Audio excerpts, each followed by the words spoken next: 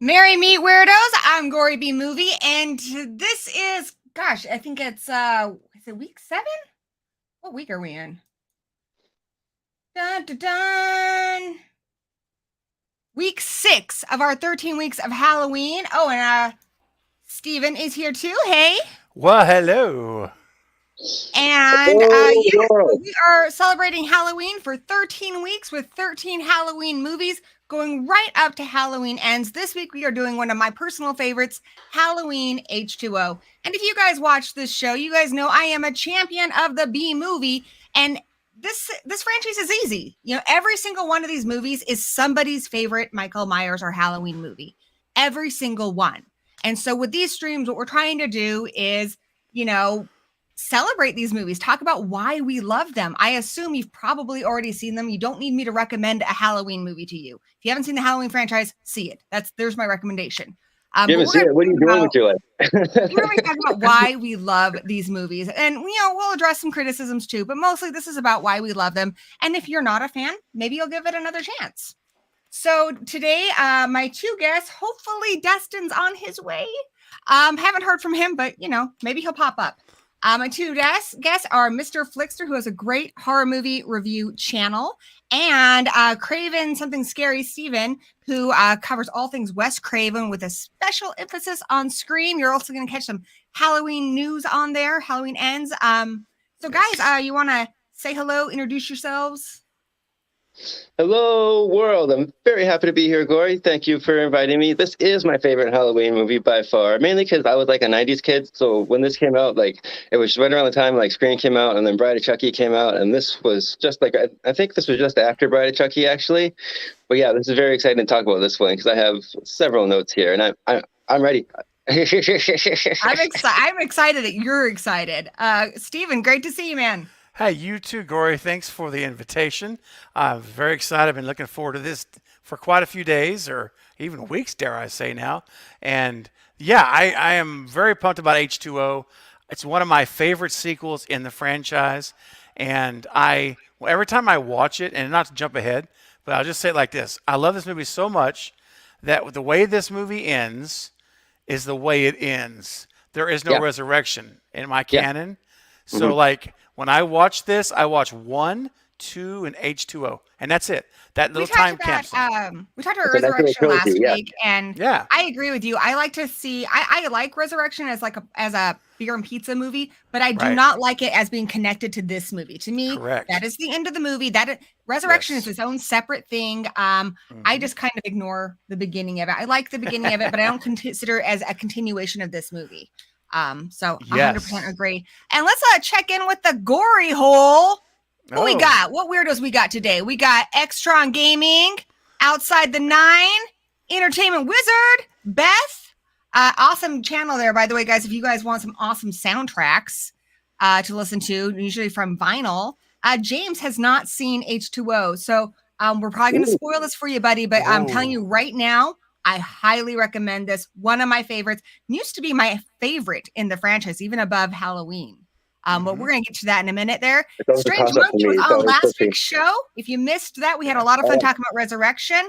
And Chris, welcome. You are a Cravenite. Now you're in the gory hole. We just got all covered in the horror gore. I hope you have a good time here tonight. Yes. My buddy Katie from Poppin' the Popcorn. Katie. Kevin, Ariel, have Cheetah Wolf View. I'm digging this Jason Goes Patrick, to hello. Hell image there. And Horror Collector Fan, another person with an awesome channel who's been really supportive. I've been doing this Face of Horror competition, and they've been voting for me and promoting. And so, I don't know, hopefully I win. I doubt it, but we'll see. Hey. If you guys want, I've got links to that everywhere on my social media. Right now I'm 5th, though, in my group, so. I'm doing that too. I'm number 13th in my group. So nice, very nice. Yeah, this round is for the top 15, so we're looking good. Yeah, right. We're looking good. I hope if I don't win, somebody I know wins. Yes. Yeah, same here. And Necessary Distraction. Awesome. I'm really happy to see you guys. So I'm going to start this by kind of talking. I know this movie is very personal for a lot of people. I know it's very personal for me and my two guests today. So kind of one by one, let's talk about what our history is with this movie, why we love it. So I will start. For me, I had seen Halloween as a teenager. My mom rented it for me, and I had already seen the other franchises. So I was just like, wow, this is really slow, and there's not a lot of killings in it because, I'm like 13 and I'm an asshole. And I didn't appreciate it. And it wasn't until I saw part 4 with Danielle Harris, I'm like, oh, she's a little girl like me. Like, this is straight up awesome, that I got into Halloween. But, later on I rented, 6, but my first Halloween in the theater was H20. And I was really excited for this. This was coming off of Scream. We were having a horror revival in the cinema, and Jamie Lee was back. It was 20 years from the original movie, and I was super excited. And honestly, this was for the longest time my absolute favorite, and it is probably my favorite cinema experience I've ever had. The crowd was super into it. I still remember it to this day, and it was over 20 years ago. But crowd was super into it. And I remember that final scene, which we're going to talk about, when Jamie Lee brings down the axe. My friend and I literally stood up and were like, yeah! And we weren't the only ones. We weren't the assholes in the front row doing it, because everybody did it. Everybody was so into it. And we left so pumped, and it made me go back and appreciate 78 and all these other movies in the franchise that I hadn't really appreciated it before. It kind of tied it all together for me. That was very long, awesome. Guys. Great. No, that's great. For me, I always liked Halloween 1 and 2, and I was always so disappointed with Halloween 3. Like, the first time I saw that, I'm like, wait, when's Michael showing up? And the whole time I'm waiting. And then the TV in the bar, dude. But as you guys know, there was a very disappointed young Chris, because there was no Michael Myers in that one. And I have kind of a complicated history with the Halloween franchise, because there's a lot of ones that are really, really good, and then you have ones that aren't so great. Like, I'm not a huge fan of the Thorn trilogy, especially part 5. That movie's so messy, but a lot of people don't like part 5. I noticed there's a lot of part 5 in the franchises for different horror that aren't really the best. Like Chucky part 5 is Seed. You got Friday part 5, the New Beginning. You know what I mean? There's a lot of part 5s. Even, I don't know, Freddy's Dead is part 6, I think. But you know what I mean? Some of them have the weakest ones, and then they try to. I think they explain too much in the Thorn trilogy. So this was the Halloween sequel that I've been waiting for not exactly 20 years, because I wasn't that old at the time, but basically my whole life I was waiting for, okay, but what's going to happen after Halloween 2? I wanted to know what happened with Laurie. I wanted to know what happened with Michael. And this finally answered all those questions. It was everything I was hoping for, and then it was so much more. So yeah, this is a very exciting time when this came out. I'm like, yes, finally, the movie I've been waiting for. You know what I mean? I was like you. I stood up, I cheered. I'm like, yeah, this is awesome. If you were a teenager, I think if you were a teenager in the 90s, this was the first one that felt like it was made for our generation. Yes, exactly. There's something about this movie. It just feels so 90s. You know what I mean? It's a good time capsule. And I love that. Yep. Steven. Yeah. So, this movie was, again, I was so pumped about this because Scream came out in 96, Scream 2 in 97, and then in 98, we get the news that not only is it a new Halloween movie, but Jamie Lee JLC is back, which Yes. was huge. Knowing that she was coming back, I could not believe it. And then we find out Kevin Williamson is brought in to basically fix the script because it was a mess from We're the going to original talk draft. about that in a little bit. Yeah, There are okay. a lot of misnomers about this movie, and one of them is that the script was originally pretty bad. It actually wasn't, but we're going to talk about that. Yeah. But when I heard, Chris, that Kevin Williamson came in and had a big hand in it, and then we have Marco Beltrami's score coming over also, which a lot of the score was from Scream. That is actually talk in the about film. that too. Sorry, Corey. All right, I'm jumping way ahead. So basically, yeah. Let me back up. I'm setting all that up just to say, for me, because when this came out, I was in my 20s, so I was ecstatic and ready to go, and saw it opening weekend, of course. And when you talked about earlier, Gory, with that final scene, which I know we'll talk a lot more about later, I'm with you. I was one that was clapping.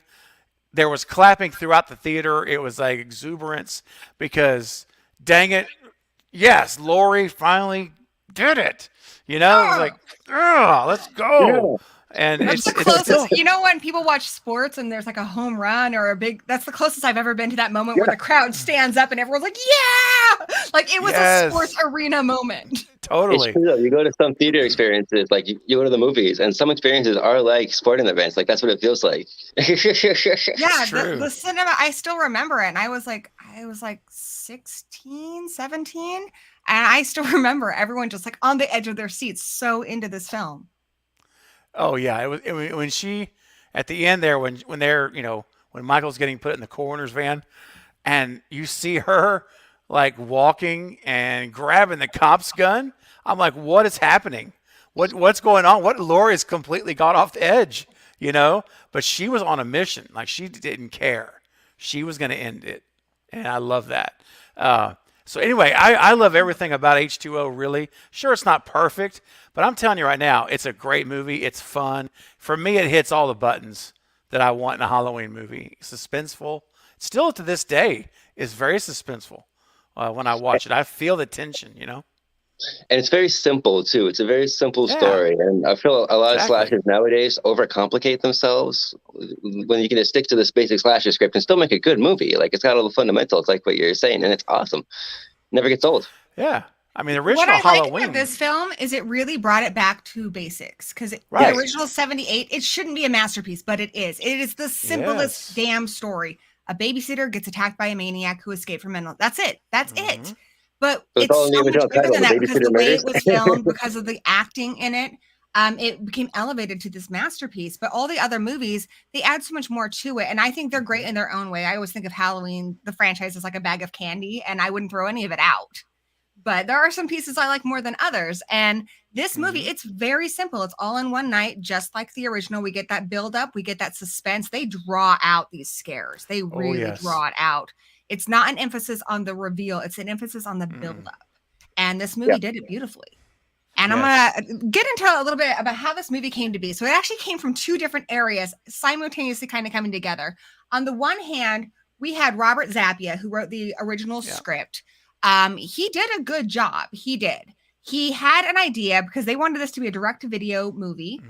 He had an idea of kind of bringing it back to basics with the scares and stuff. And it was going to be set at an all-girls school. And one of the people at the school would have been related to Michael Myers somehow. And that's kind of the basis. And basically, the studio got back to him because something that was happening on the other side. And I'll get to that in a second. But meanwhile, Jamie Lee Curtis is like, holy shit, it's been 20 years since I was 19 and I did my first movie.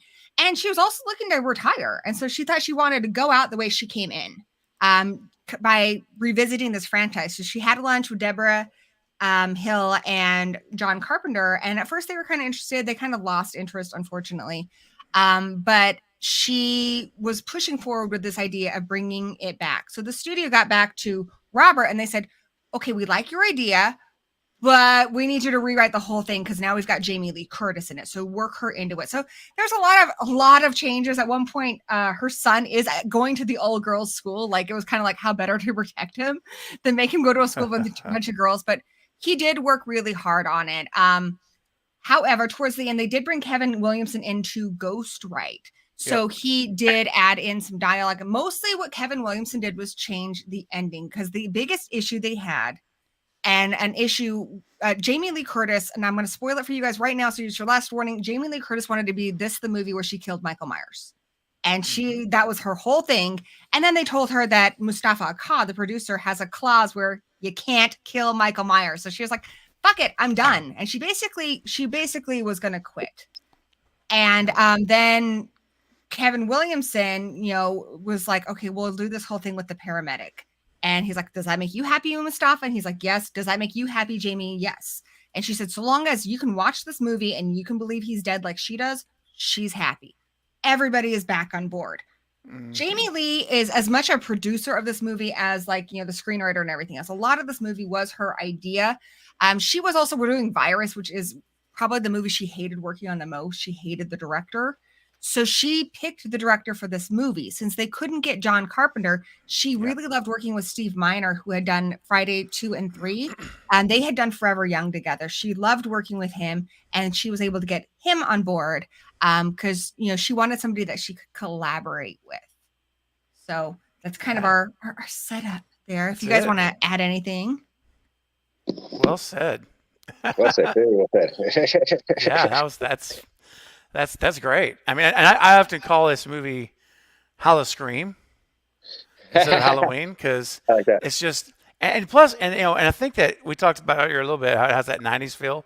It is definitely a post-Scream Halloween, like that era, that immediate 5-6 year era of the Scream, masterpiece that hit, and a lot of those movies had similar feelings, and of course Kevin Williamson having some his hands in it a bit, and the Beltrami score.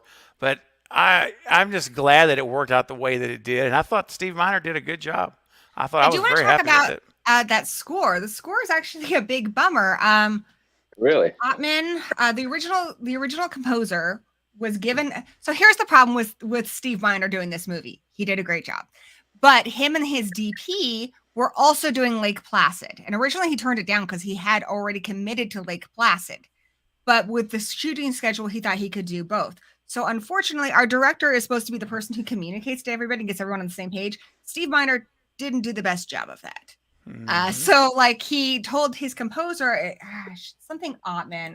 Damn it, do you guys remember the name of the composer off the top of your head? John Ottman. There we go. I don't remember everything, but I remember a lot of things. He asked John Ottman, he said, I want this to be Psycho meets Halloween.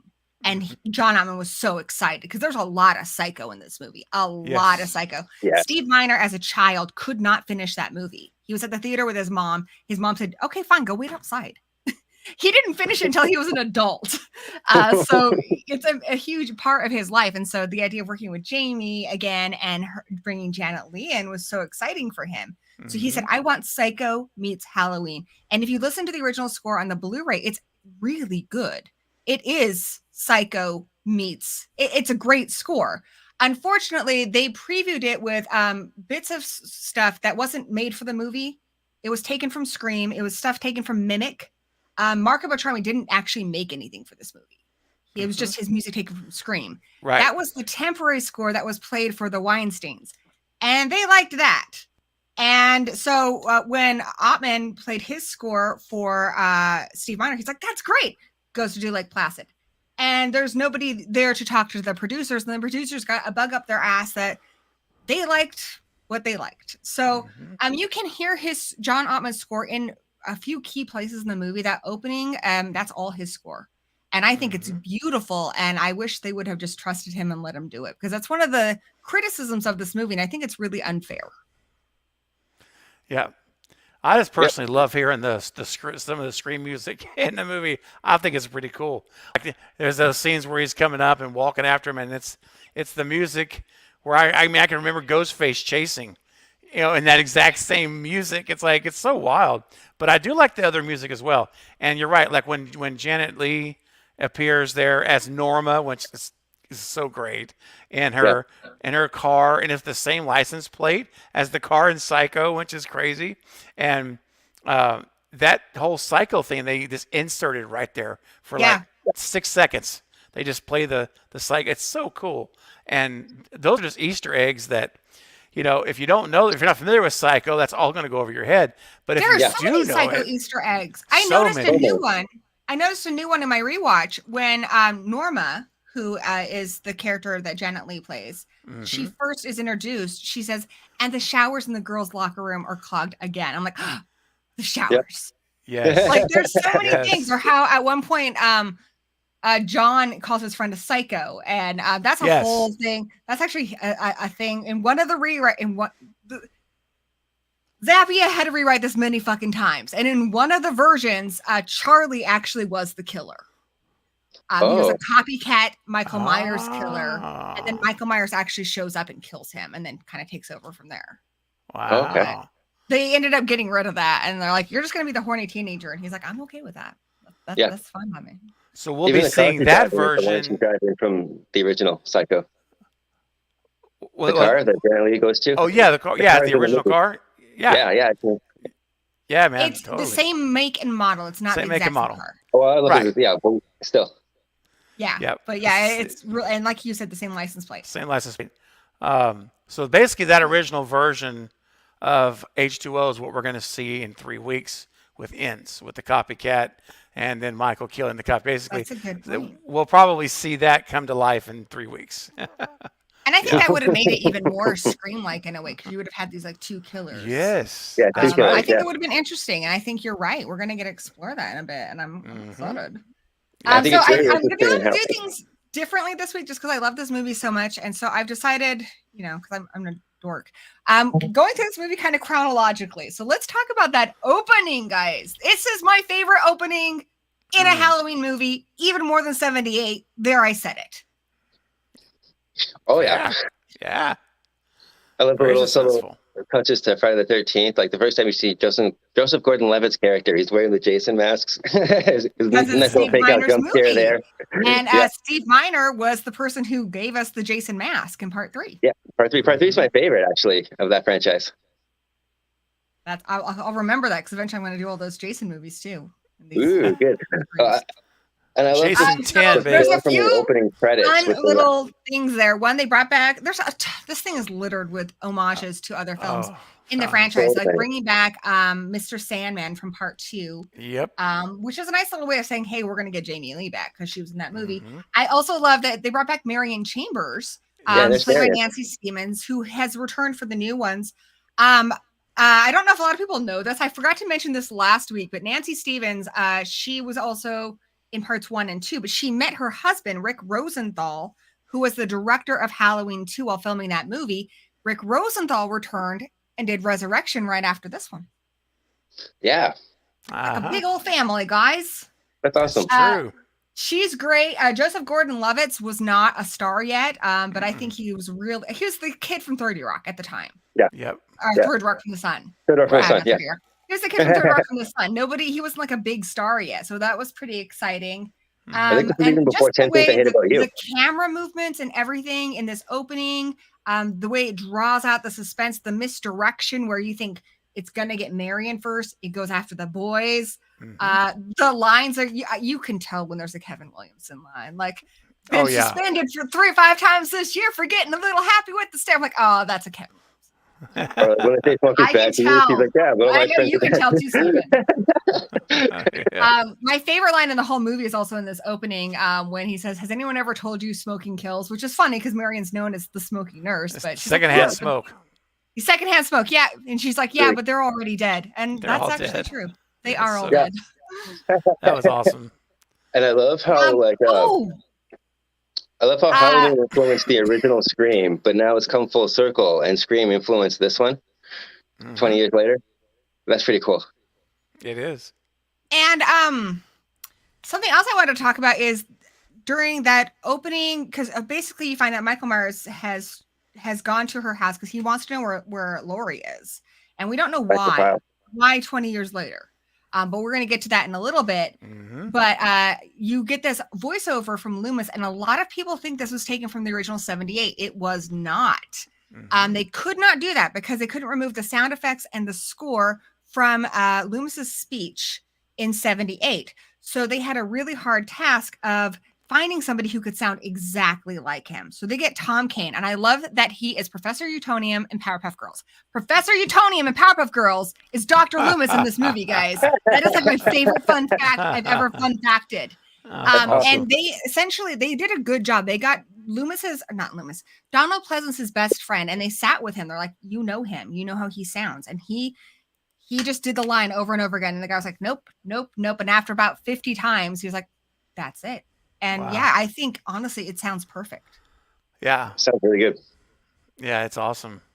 And another thing I love about that opening is that the misdirection of the whole thing, because, you know, you think it's going to happen in her house. Everything's going on. So she's smart and she runs. She's like, oh no, heck with this. I'm getting out of here. Right. Yep. And then she gets the boys. They go back, the whole hockey stick thing, everything. And then she ends up getting killed. Not in her house, but next door. It's like if she would have stayed in her house, she would have probably been okay because Michael was moving on. But she went next door and he was still there, and that was it. And then I was going to say, what killed me was when the cops show up and they're in the house and like right next door. Michael's about to kill her. Casey at the beginning of Scream, they're right there. They're right there. It kills you inside. Yeah. So close. And you talked a lot about how in the face. You talked about how this is kind of reminiscent of Scream, and I think it's basically because it's what audiences demanded in the 90s was a lot different than what we were willing to accept in the 70s and 80s. I think that to me the biggest thing in the 90s era of horror is that, well, one, they were super slick looking and they had great soundtracks, and that's something people don't like. But I think one of the things we all agree that we like, and I like the soundtracks. One of the things we all agree we like is that we got smarter characters. These were characters who had seen horror movies, characters who knew that you get the fuck out of the house. And unfortunately in these movies, like they do exactly what you would want them to do, and they still die. And that's what's hard about it. That's what made Scream great. That's what made this movie great. Because I love the Halloween 78, but I swear to God, I am one of those people who shouts at the screen the whole time, like, Jamie, don't drop the fucking knife. What the fuck are you doing? He's still alive. Look the fuck behind you. Like, she is not, I know we love her, but she is not an efficient final girl in that movie. She just isn't. But in this one, I love that the characters are smart. They do the things that you want them to do. Sometimes accidents happen. You drop the keys, but for the most part, they do what you want them to do. Yep, I agree. That's a good point. Yeah, I like that. And was it not cool to see Scream 2 with Cece Cooper on the screen in the girls' dorm room? Wasn't that awesome? You want to know why that's even more awesome? I'll tell you why that's even more awesome. So that's actually an intentional thing put in there. What movie did they want originally? Originally, they were going to get a Michael Myers, like an Austin Powers movie. Jamie Lee Curtis really wanted Mike Myers in this movie to do like a cameo where he walks by and she looks at him and something. He was like, no fucking way. I don't want anything to do with the shit. So the backup idea was Scream 2. One, Kevin Williamson did, help on this movie, but the biggest reason is because Chris Durand plays Michael Myers in this movie. Chris Durand also played Ghostface in Scream 2. That's right. That's cool. It's awesome because he's right there on the screen. So he's killing Cece. A few people were Ghostface in that movie, but Chris Durand was one of the stunt people, and he did kill Cece. Mm-hmm. I feel like I'm really I feel like I'm extra obnoxious with the fun facts this week. Oh, that's fine. That's awesome. I didn't know that actually. That's pretty cool. Yeah, this movie. You guys know I love my nerd shit.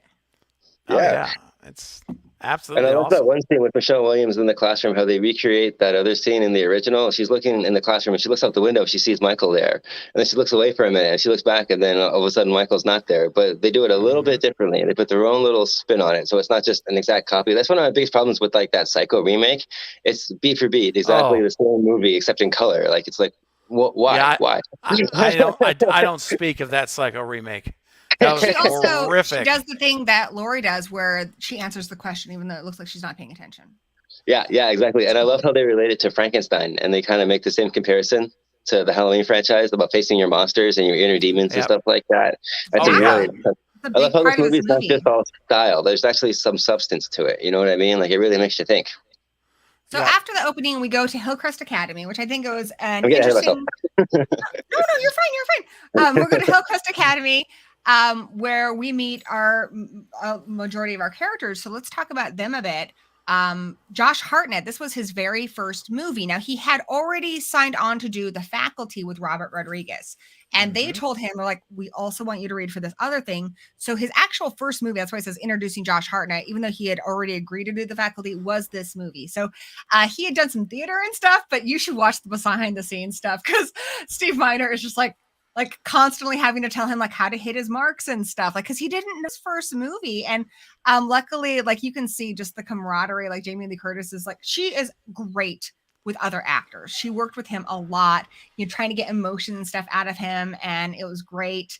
But everything, like there's one part in the commentary where it's towards the end, they have a big stunt with a car at the end of it, and they have to remove the gravel to make sure that the stunt person is safe.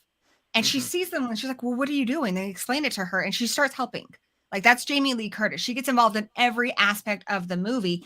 And so many of, the ideas in this movie came from her. This movie is the most Jamie Lee Curtis of any movie in the franchise. Yes, even more than 2018. It came from her idea. She came up with a lot of the beats in this movie.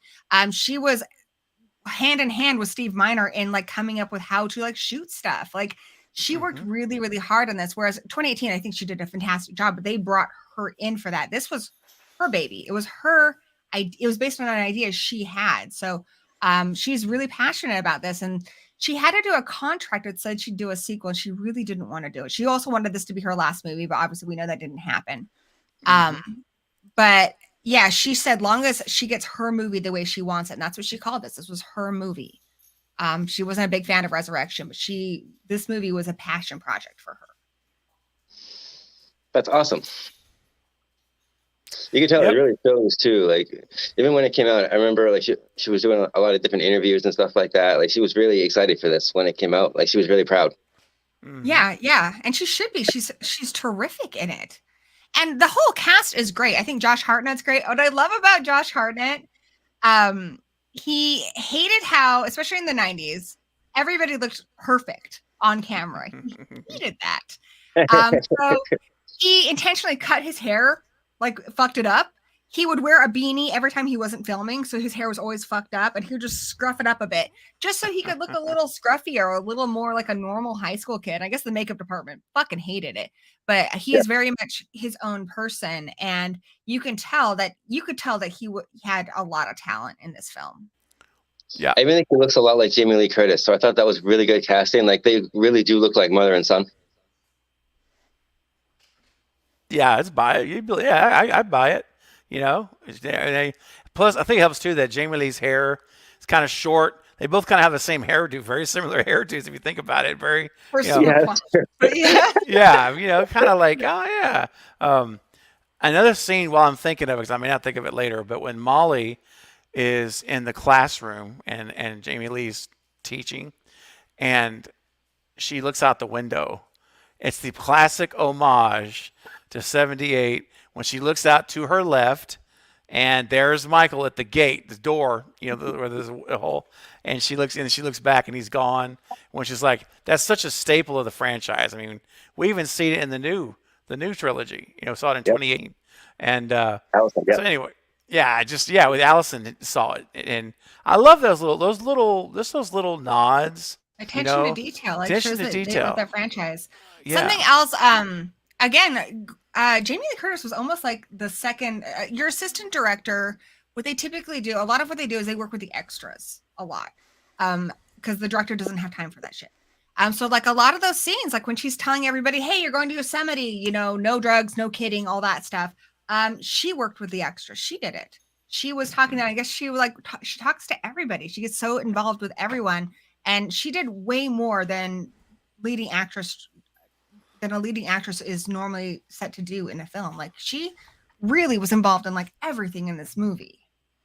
Yeah, I got to tell you on that note, on Monday I had Ashley Ray Riddick on the channel, who's the stunt double for Jamie Lee Curtis in the current trilogy of ends and kills. And we spent some time talking about Jamie Lee Curtis, and she echoed what you're saying, even on the set there for these films, that her passion level is so through the roof that it makes everybody better. Like everyone raises their game, and she's involved, and she's behind the camera and all of the stunts. Whenever she's doing her stunt work, she's involved in everything, and even now suggesting stuff like for ends and things that she wanted to do, throwing out the stuff to David Gordon Green on set, and she just went on and on about how Jamie Lee Curtis is just a force on set. That's why she didn't have fun on Virus, because she needs to be able to collaborate. She needs to be able to get involved, and she's a resource. And a director who doesn't appreciate that is just not going to get on well with her. But I like how you mentioned her stunt double. She had the same stunt double in this one as she did in Resurrection. In fact, the stunt double's son is the one that all the pictures of Michael Myers in Resurrection are. But yeah, her stunt double got hurt really, really bad. At the time in the 90s, analog brakes were kind of a new thing, where they push back. And the stunt double didn't know that. And so the brake went up and it pushed all the bones in her foot and broke them. She was in massive pain. And she's like, crying, and they're waiting for the ambulance. And Jamie Lee is the one there's pictures of her holding her and making her laugh and trying. And so she's like, I'm trying, like going from the stunt was like, laughing and crying at the same time. So like, that's Jamie Lee for you. She's amazing. Yes. That's awesome. It's pretty cool. She goes above and beyond like that. It's pretty admirable. Yeah, she's incredible, and I love. I highly recommend the commentary to this movie, which I watched recently. But the funny thing about Jamie Lee, I love that she respects horror. She respects where she came from. She respects horror fans. She's not a horror fan though. She can't watch horror movies. So she's watching the movie for the commentary, and she's like, "Oh, is something bad going to happen to them? Is the bad guy coming?" And I guess they describe her doing this, like in front of her face, and she doesn't see it. And like they have to tell her, they're like, "No, this guy doesn't die until later." And she's like, "Oh, okay." But, she's great, dude. She's awesome. I love her. Let's also talk about Charlie and Sarah. So I honestly, of the characters, I think they're the most forgettable. They're the ones who are just here as a body count, but I feel like that's true to 78. I mean, honestly, the only reason I know Bob's fucking name is because I've seen the movie a billion fucking times. Otherwise, I wouldn't remember Bob and Linda. All right, they're not well-developed characters. Well, they're well-developed. No. You know what I mean? And I think you do. But they're not like memorable aside from the fact that they die, and so that's what these two characters are. And I think they do a good job with it. I think both of them had great deaths, especially Sarah, played by Jodie Lynn O'Keefe, when she's hanging up, she's got like the light inside of her, like almost like a jack-o'-lantern. That leg thing is so good. And then Charlie, Jamie Lee Curtis wanted, when he puts his hand in the garbage disposal, she wanted his hand taken off. And I guess she went up to him the next day and she's like, "I really wanted your hand to come off, but they decided not to do it. But I wanted it to come off." Thoughts on Charlie and Sarah, or do we not have thoughts? Because it's fair if you don't have thoughts. I keep forgetting his name, Charlie's character. I just call him the kid from Jumanji because he was from the original one that kept us into the game. Yes. That's funny. That's what I mean. Like, they're not very memorable, but a lot of horror movies have those randos just for the body count. Like, even in like Friday the 13th, you have those paintball players, right? And then you never see them again. Like, they're only in like the first 5 minutes. It's like, oh yeah, those guys. Yeah. So I mean, it's a slasher. And they have to have friends, right? So you have to have the body count. So I got nothing against them. And I do like the dumbwaiter scene too, when she opens it up and she finds them there and she's like, wait a minute. Because they play into that before. They have the flowers and they have the little note with the map. It's kind of cute, like this little game out of it. And then it comes back and it's not so cute. Yeah.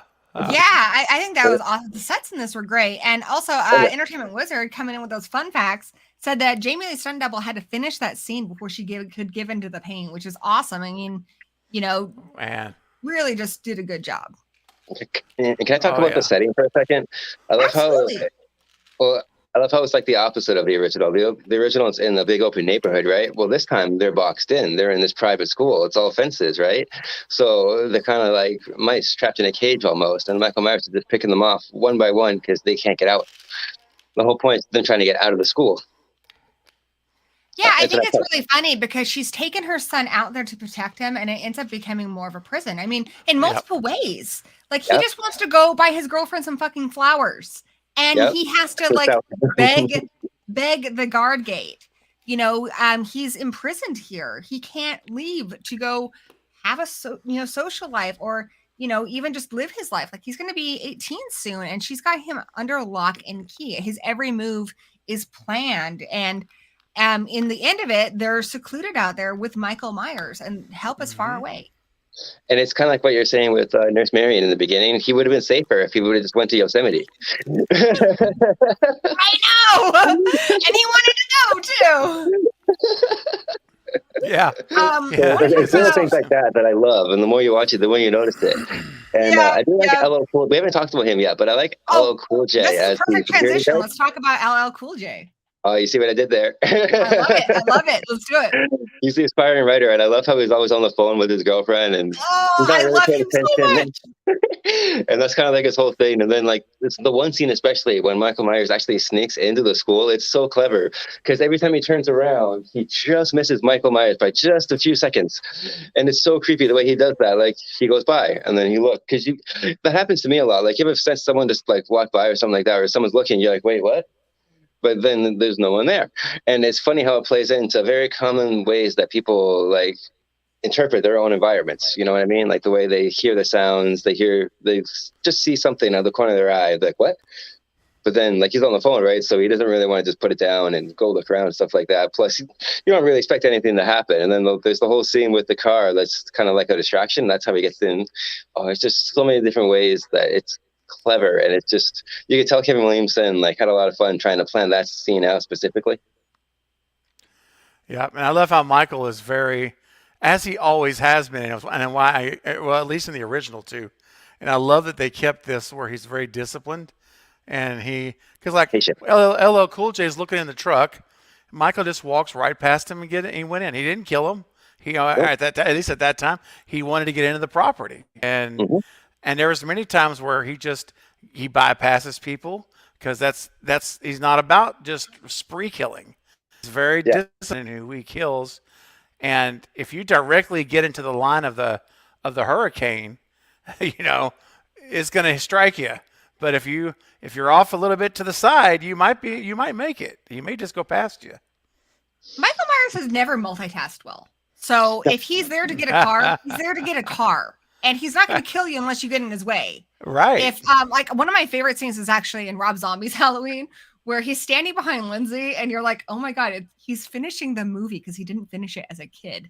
And if they hadn't distracted him, he probably would have watched TV all night. He cannot multitask. I love Michael, but bless his heart. Bless his heart. LL Cool J is so charming in this. And this was his first acting role. You can tell he's really excited.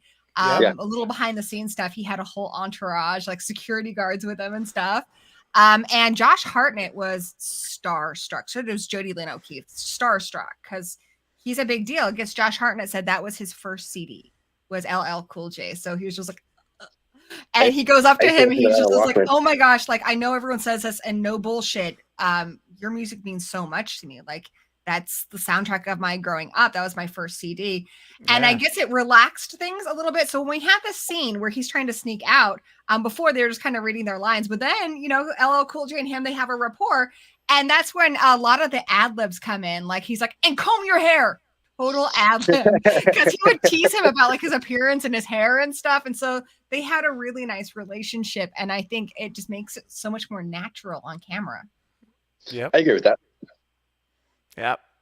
Yeah, all those little things really can make a huge difference in chemistry and coming off as authentic to us as viewers, when you watch a scene, you just believe it, you feel something there. And, versus just reading lines or memorizing lines and reading them and saying them out loud. And those are the little things that I think, to me, that make a movie, memorable versus just being, it was okay. But it's the characters, it's the dialogue, it's that character development. And you guys know how I feel about Kevin Williamson. he generally does an amazing job at understanding dialogue and character growth and development to where you like these people, and even the ones that maybe not as memorable, you still like. They weren't bad. They didn't detract from the movie. There was not that one person like, oh gosh, that was rough. The dialogue is good, and so anyhow, Kevin's talented in that way, and Kevin, come back to the Scream franchise and write the next movie. That's all I gotta say. I would love that. Let's also talk about Michelle Williams, who actually got involved in this because Dawson's Creek was filming at the same time, and Steve Miner directed the pilot of Dawson's Creek. So that's how he knew her. So they had already worked together before. Yeah, I think she's great. And this is like one of her first things she had done. She'd done a couple of small things, but there's a lot of people who've become big stars since this movie, which is pretty incredible. She's great. She has that kind of Laurie Strodeness about her, where she's obviously, very smart. She's a little separated even from her friends because, like, they mentioned that she doesn't get to go to Yosemite because her dad fucked up her financial aid. So I feel like already she's a character that you kind of like empathize with, because I don't think a lot of us have been to a private school, and so it's like you can see that she's just struggling just to keep up with everybody. Yeah, for It's sure. true. Yeah. One of my favorite scenes is the one when Michelle Williams and Josh Hartnett are trapped between the door and the gate, and the knife just misses them by inches. And Michael's reaching in there and trying to get them, and then Laurie finally opens up the door and lets the two kids in. But then that's when it happens. The first time in 20 years, they're face to face. And even when that happened, I cheered. I was like, yeah. That was a combination. A lot of people talk about the mask in this because they do use like a CGI mask, but. Oh, okay. I'm getting ahead of it. But yeah, I do like the mask in this. I'm going to go against the grain here with the unpopular opinion. Like, don't really have anything against it. Like, I think it's creepy how you can actually see his eyes and you can actually see like the rage and the evil that Donald Pleasance is talking about. The blackest eyes. That's my 2 cents. Yeah, well, in that scene, I can rewatch that scene so many times, like the planning, the way it was written, the suspense. Like, and you can imagine being like that far away, just trying to go like this, like, come on, open the door.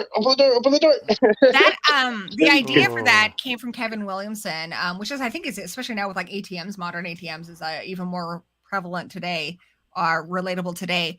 And then the idea of them coming face to face, that was in the original script with this, like, from Zappia's original script, where they come face to face. And that's what this movie is all about. That's iconic. That one, right? Boom, right there. This like, and he turns his head like, there you are. Since you mentioned it, I do want to come back and talk about some of the other cast members, but since you mentioned it, we can take a break and talk about the mask. The mask and the score. When I hear people criticize this movie, which I'm surprised there's a lot of people who don't like this movie, which I don't get it. I think this movie is fantastic. But the two biggest complaints are the score, which we talked about, and the mask. So we'll talk a bit about the mask. So KMD was hired to do the mask, and they did exactly what Steve Miner said. Unfortunately, I feel like I'm a broken record at this point, because whenever I talk about a movie where things were good and then they got fucked up, the Weinsteins are usually involved. They were involved. Yeah, facts. So true. Kitty. So KMD, they did a mask exactly. Steve Miner wanted a blank slate. He wanted a very featureless mask.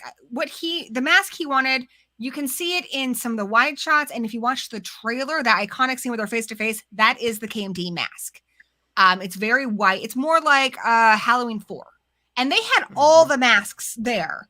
And basically what the Weinstein did is what they did in Scream. If you pay very close attention in Scream, the mask changes multiple times because they had to get a bug up their ass and they would have to change the mask. Luckily in Scream, I don't think it's as noticeable as it is in this movie.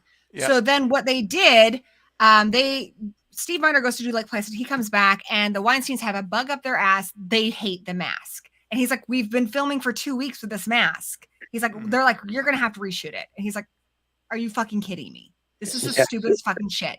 So they're having an argument about this. Poor Chris Duran's in the mask, like, I don't know what to do. And the scene, the opening scene is actually what they're filming when they're having this big argument. And they decided for that scene, the compromise they were going to do is use the mask from 6, which I love that mask. That's by John Carl Buechler. That's one of the best masks of the franchise, if you ask me. I think they should just use that. But yeah, the John Carl Buechler's Curse of Michael Myers mask is used in the opening. And then they hire Stan Winston, which God, they wasted so much fucking money. They wasted so much money. They already had a fine mask. The mask was fine. What makes the mask shitty is they don't match. Yeah. And we're getting to the really bad part, but they hire Stan Winston to come in. Stan Winston does a mask that has a lot of shading and stuff in it. And so they used that for their close-ups and stuff. I actually really don't like the Stan Winston mask. I love Stan Winston. He's incredible. Alien and all those movies, but I don't like the mask. I feel like the hair is completely wrong. It looks like Glenn from Seed of Chucky. That's what it looks like, guys. When he is walking down that hallway after Jamie Lee Curtis, it looks like a fucking 7-foot Glenn from Seed of Chucky. And the hair is just all puffy and wrong. And it's like, that's not my Michael's got greasy ass hair. Like, look at that shit. You know? I just took off my beanie hair. He doesn't have puffy Glenn. No. Anyway, so now the issue is they have to get this stupid Stan Winston mask, which if you're a fan, I'm sorry, I just don't like it. They have to make that match all the other stuff. So they use what they couldn't do, they used CGI for. So there's the scene where they're face to face, and then the worst one ever is when Charlie turns around and it lingers on this fucking mask. It looks terrible because they had to use CGI to try and match it. It looks awful. When you see it, you see it. I didn't notice it for years. And then you see it and you're like, oh God, why? And then you can't unsee it once you notice it. Bad late 90s CGI. It looks terrible. And that's what's frustrating for me is the KMD mask was fine. I mean, the one mask I hate, I guess, the most in the whole franchise is probably 5, but you get over it. You forget it after a while. You're watching the movie. Right. And in this one, whether you liked the KMD mask or not, you would have ignored it. They brought attention to it with this stupid CGI. Yep. They should have just let them be. They would have saved a lot of money. Yeah. Good. But, you know, I just look past it. I think to me, it's like, okay. Yeah. In other words, I'm not going to say best mask of the franchise by any means, you know, but at the same time, it's like, it doesn't bother me. Like a lot of people seem so like it distracts them from the movie. Yeah. I'm like, it's not that big of a deal. You know, it's not. I mean, it's not that great, but I still think the movie works excellent with the mask, and you know, it's never been an issue for me. And so I'm in the camp of thinking like when I hear some folks just trash the movie because of the mask, I never understood that. If a mask ruins a movie for you, then I don't know what to tell you. I mean, like when people get nitpicky about continuity errors, it's like, okay, if you're paying attention to that, you're not interested in the story. So you have your problem with this movie is probably something else, because if a mask is going to ruin the movie for you, then you can't be that invested in it. Like I said, I didn't even notice this mask thing until like 10 years later. I'd watched this movie a dozen times, never noticed it, and then someone points it out to you, and you're like, oh, it does look like shit. But it didn't ruin the movie for me ever. No, it's not really about the props. Props change after a while. I mean, we're talking about different movies that take place over like decades after each other. Like it's going to happen. It happens with all the different horror franchises. Like Freddy's glove's different in each of the movies. Jason's mask is a little different in each of the movies. Chucky looks a little different in each of the movies. Like it's going to happen. Like that's just Hollywood. Like that's just props. Like there's more to it. And you know, I kind of enjoy. It's silly. I enjoy the one Stan Winston with his goofy Glenn hair. It just makes me laugh. So the hair never bothers me. I always figured Michael Myers would be unkempt, right? Like he's not going to sit in front of a mirror and like do his hair. Like, he's going to find his mask. He's going to find his jumpsuit. He's on his way. He's such a fucking diva. He is such a diva. He has to have the mask. He has to have the jumpsuit. Like, oh my God, can you imagine like being his roommate? Like, I'm not going out tonight. Why? Because I don't have a jumpsuit. Just wear something else. No, you had that nightgown. Wear the nightgown. No, I'm not going out without my jumpsuit. God, he'd be such a whiny bitch. Oh, man. That is hilarious. That's about right. He's a diva, I love how this movie focuses. Switch gears a little bit here, but I like how it focuses on that whole like most of this movie is the fight between Laurie and Michael Myers, and I was really hoping for that too. Like I was afraid when I first saw this, it was just going to be like a little like last minute thing toward the end, like they're going to fight each other for a little, and then that's it. You know what I mean? Michael gets away at the end, but no, it totally subverts expectations. Like half of this movie is Laurie versus Michael Myers, and that's pretty cool. Yeah, it's just like the Mhm. original That cat and that mouse way, kid. where it's all build up to this climactic battle. And what I like about this is it mirrors the original very well. The original Laurie Strode is an innocent, vulnerable girl who is smart enough that she's able to survive the night, but she is certainly not kicking his ass. You know, we're Right. happy that she's smart enough that she can survive. He And fights in back. this one, we see how she's had 20 years of her life taken from her. Everywhere she looks, she Mhm. sees him. He's a shadow over her life. Her son has never even met his uncle, but he is so sick of hearing about it. He is so sick of his life being damaged by Michael Myers. In fact, he doesn't even need to be told. When he sees Michael Myers, he knows that's his uncle because he's heard about it so many fucking times. Yeah. You know, Mhm. it's True. cast a shadow over their lives and they can't escape it. And the only way too is like when they talked about Frankenstein, she needs to confront it. And that's what this movie is about. It's about instead of letting it take over your life, this fear, confronting it, kicking its ass. She has an opportunity to just run away. And she's like, no, I'm going to get my kids safe. And then I'm going to turn around and I'm going to fight this guy. It's all about redemption. Yeah, for sure. She kicks some ass in this guy. She is so good. And then, you know, I think that's also a big part of the themes in this about, you know, confronting, you know, your past, confronting the things that you're most afraid of, confronting your trauma. This movie deals a lot with Facing your fears. PTSD. And it shows how, like, no matter how much you try to drink it away or ignore it, that pain, until you confront it, it owns you. You know, that I'm really glad you experience said owns that you. because I like the subtle hints to her alcoholism in this. Like they don't outright say it like they do in 2018, but there's little references. Then you're like, well, wait a minute, she might have a problem with this. You know what I mean? Like, I thought that was kind of cool. This another one of those little subtle moments. That scene where she's having lunch with her boyfriend and she tells the waiter to get her another glass of Chardonnay, and he looks and she's got a full glass because she wants to have a new one before her boyfriend gets back. It's like, oh, honey. Yes, she's Yeah, exactly. exactly. Yeah, whenever she's like, can you bring me another glass? And the waiter's looking at her. She's like, today, because it's Yeah. still full. Yeah, she's just shotgunning that That was thing. all Jamie Lee's idea too. That whole scene, they did That's that on awesome. the day.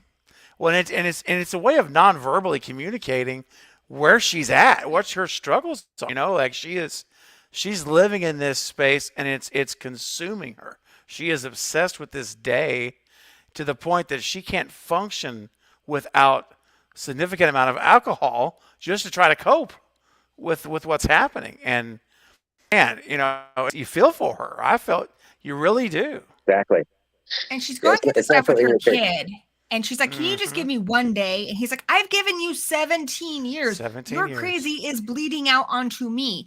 And so in a sense, you know, he's got to kind of deal with this too. Like he's trying to just ignore it. Like Michael Myers is dead. And, you know, from his perspective, that's all true. But in a way, he has to kind of deal with like the demons in his family. Like he can't deny that that is still his uncle. This did happen to his mother.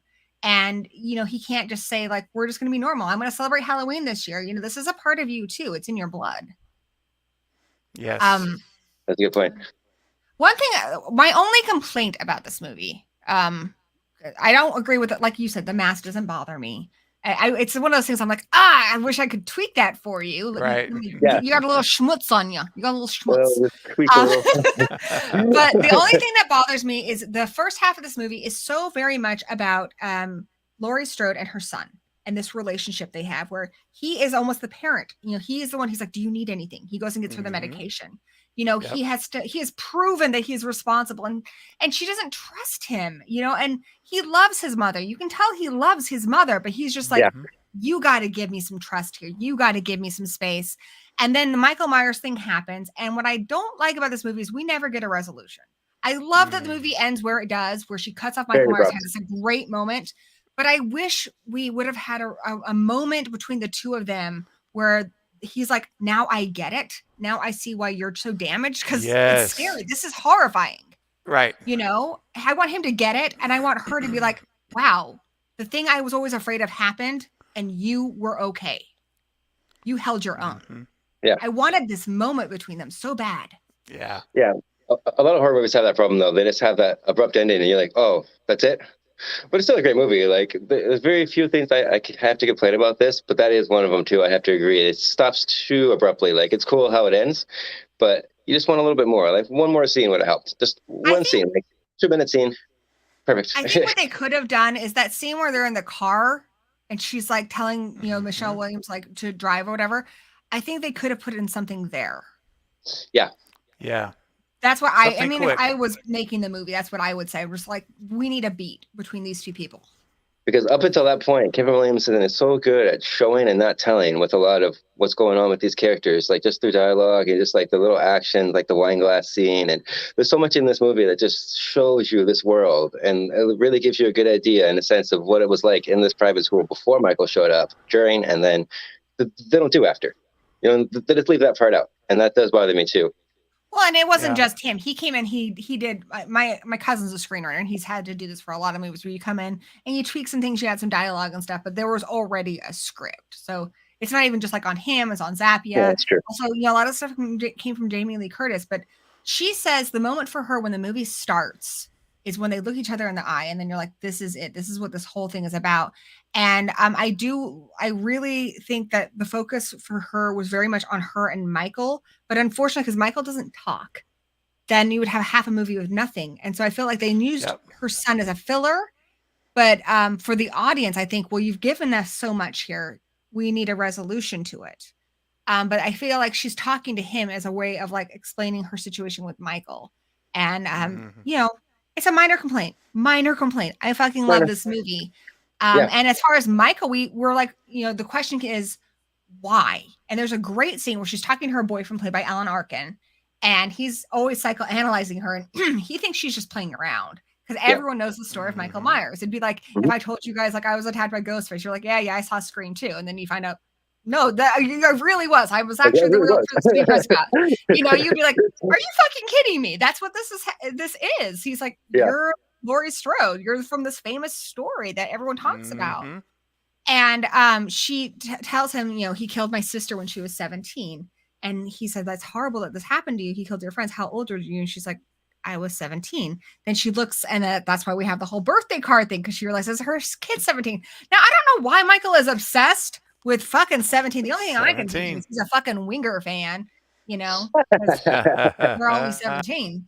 But that is the whole reason why he's like gonna come out of his basement, I guess, that he's staying in Resurrection, get his ass all the way down there, because you know what? It is his nephew's birthday and he ain't gonna miss it. Yeah. Or maybe he's a Frank Sinatra fan. When I was 17, it was a very good year. That's a classier take on it. I like that better than Winger. Let's go with that. Yeah, for sure. Well, unfortunately, I have to get going, Glory. But I have stuff I have to do. Thank you for having me on the show. Hopefully, we can do another video soon. I would love to do a Chucky chat with you sometime, because the new season's coming out soon. So, oh yeah, for sure. Craven, it was nice to meet you. It was nice talking with you. You too, man. Discussion. Sorry that I had to cut things short, but I understand. It's all good. Guys, definitely you too, check man. out Mr. FLIXTER's channel. The link is in the description below. Awesome YouTuber, deserves way more subs than he has. So definitely check him out. And while we're on the subject, check out my buddy Steven from Craven Something Scary. He's got this, channel you've probably never heard of, whatever. It's, but check it out, I'm on Twitter and Instagram, to search at Mr. FLIXTER, and I'm also on LETTERBOXD and Medium if you want to read my reviews. So cool. Rock on. All right. Have a good night. Happy Halloween. Danny. Take care. See ya. They're only 17. Laura says they're too young, but Michael says they're old enough for me to kill. Nice one, baby. Nice one. That's my husband. All right, it's just you and me now. You're stuck with me. You actually, you can leave whenever you want. Oh, no, I'm good. You're not a prisoner. Oh, no. I was going to mention, one more fun fact, Glory. One more fun fact, and I'm going to kill you. Oh, my gosh. Do you remember the end when they were at the car, when she's at the car telling them you need to leave, and she says, go drive to the Beckers? They're a mile down the road. I'm like, Kevin, this is so great, because instead of the McKenzies and Scream, we're going to drive to the Beckers, Casey Becker. And I just absolutely love that little Easter egg. Yeah, it's a nice little tie in there to Scream as well. She also tells them a couple times, do as I say, which is what she tells the kids in Halloween. Uh-huh. That's right. Oh, my favorite part. So my favorite part of this movie, and again, this is why we rewatch movies a billion times. I've seen this movie more than I can count. I had this movie on VHS back in the day, guys. Like, I've seen this movie a shit ton. I just noticed recently, she's running away from Michael Myers, and she gets to the closet, and she's like, "Fuck!" And I was like, "Oh, it's because she was stuck in the closet in '78." Yeah. When I first watched it, I'd only seen Halloween like once, so that never connected with me. And this one was one I watched a lot more than '78. So I love that. And then there's the blood on the handle. He opens it and she's not there, and then she gets him over the back. Yes, bang, hits him there. Only thing I wish she'd have done was just when she had that butcher knife or a chef's knife and stabbed him, just keep stabbing him. I'm always, because I'm always like, just don't stop, just go. But again, you still have that fear factor. I mean, she like, I think the moment she turned into Predator, because she was being hunted in this movie, until the moment came where she saw him being put in that coroner's van, and she grabbed that axe and that cop's gun. She then it switched. She was Predator then. She wasn't being chased. She now was was going to end him. And it didn't matter what happened to her. She decides to go back for him when she could have left with her kid. That's where right. It's like, and she calls him out. Yeah. She wants him to come. She wants to end this. Right. And I love it. I'm watching the commentary because, like I said, I've always interpreted as, Laurie constantly dropping the knife. And then she needs it later on in '78. And I've always took it as she doesn't want to be this person. We don't get to choose what movie our life is, like in Scream. What kind of movie is your life? No. She didn't want to be in a horror movie. She wanted to just be a nice, normal girl who goes to school and has maybe, a boyfriend at some point. So she's dropping that knife because she's rejecting this. She's rejecting being this person, who has to fight for her life. She doesn't want that life. And in this one, she does a pretty good job. But even in the commentary, like, I know she notices it too, because when she drops the knife before she goes down because he fell on the table, she's like, no! Yes. But it's because she's going to take the knife out of him. Uh-huh. So that's clever. And then LL Cool J stops her, man. Don't. I know. You go until they are paced. When they are paced, or shoot them in the head. Yeah, exactly. Do not stop. Do not stop until you cannot recognize them. That is right. When you stop. But she knows. Yes. She knows he's not dead yet. And I think that whole scene, that the great stunt with the car and everything, it's so good. And I like you. I know. If you watch Resurrection and it's a paramedic, I don't view it this way. I view it as that is Michael Myers. Me too. So it's interesting. He does the sit up thing, and then they have that moment where he reaches out to her. Mm-hmm. That's right. And I just choose to interpret that as what it is. It's like he's driven by this consuming evil. It just controls him. It's pure evil, as Loomis said. But there is still... There has to be some little part of him still that's human in there somewhere, And I know Loomis said that it's all gone. He's no longer human. But that's his sister. And I think that even though he's consumed with killing her, I believe uncontrollably, compulsively, that there still is a part that sees her, and just for a minute, just for like a couple of seconds, 5 seconds, he's reaching out as her brother for just a moment. I have a whole theory about the Halloween franchise, and I think it plays well into this one, where I firmly believe it's a combination of two things. I believe that one, he was born evil.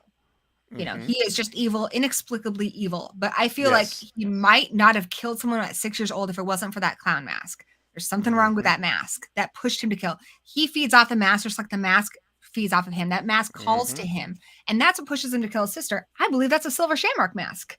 And I believe his, Captain Kirk mask that we know and love, that is also a Silver Shamrock mask. And the more he kills, the more he feeds it. That's why that mask is so important to him. Even in 2018, when they take it away, he will stop what he's doing to get his mask back. He needs that. The mask to him is that's his closest relationship in this world, is that mask.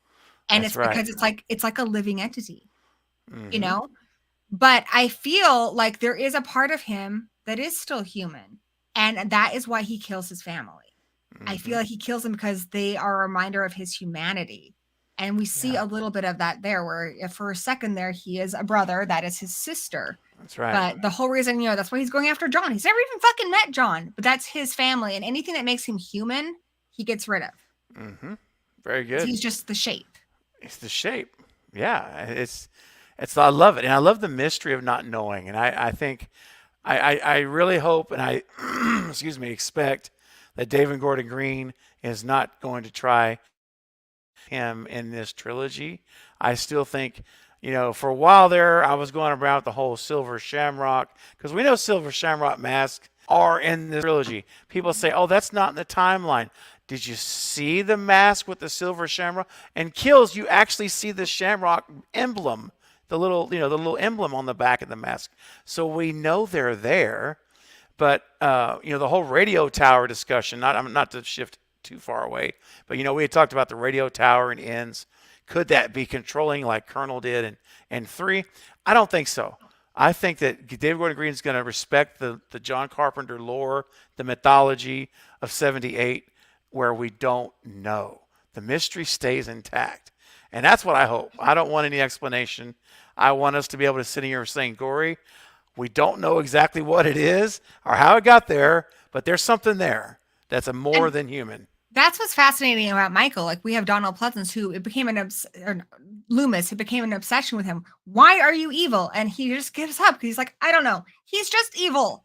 And there's a lot of, you could blame his family. You can go the Rob Zombie route. There's so many things you can do. But I like that it's left to us to put it together. I do think it would be fun to revisit Silver Shamrock in another movie. It has something that actually concretely ties it together. I don't want it to happen in Ends, though. No. But I like that there's always room for that to be an explanation. Yes. It's fun. It's a fun thing. And we just watched, when was it? A week and a half ago, over on Night Watch Zone, we're doing this Halloween fest, and we watched a watch party for our Season of the Witch. And it was so great to revisit that movie.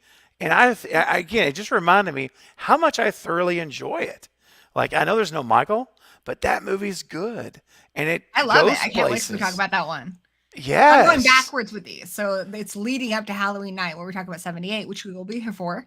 Yes, I will. So that's kind of why I did it backwards, just because I was like, that's obviously the one we're most excited about.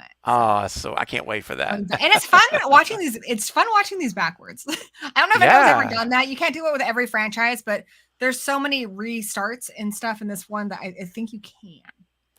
I do too. It's kind of fun. It is fun. I'm enjoying it. And if you just take each timeline and respect just that line for what it is, like, this is when you watch 4, 5, and 6, that's all there is. Like, in order for this to really work, at least for me, I'm like, okay, 4, 5, and 6, that is one universe, right? 78, Halloween 2, H20, bam, that's one universe. And I just compartmentalize these little universes, and 3's on its own. Resurrection is on its own island, alone. Zombies. I like to think of it as, this whole franchise, I feel like the biggest takeaway for me is, I feel like different franchises have different things to offer us. But for me, this franchise is telling you that there's no one right way to recover from trauma. There's so many different ways. You can be the badass, which we want to. We want to be Laurie Strode in this movie. We want to pick up that axe. We want to cut off its head. We want to be that. That's like your Sidney Prescott type person. And some people can do that, and it's wonderful, and it's a great hurrah moment when you can face your demons and take them down. Unfortunately, sometimes it ends as a tragedy. That's what Rob Zombies do. They're like, okay, sometimes it doesn't work out well. Sometimes people are destroyed. Sometimes it's a mixture of both, like the David Gordon Green trilogy, where you're stronger, but what have you lost? How many other people have, been affected by it? And so that's why I love this franchise, because it's so many different ways of looking at it. And it's, there is no one right way, if you've had something horrible happen to you, I think somewhere in this franchise, you're going to have something that makes you feel like you're seen, like somebody gets what you're going through. That's right. Yeah, absolutely. And they're all so similar. They all have the same DNA, but they're all very different.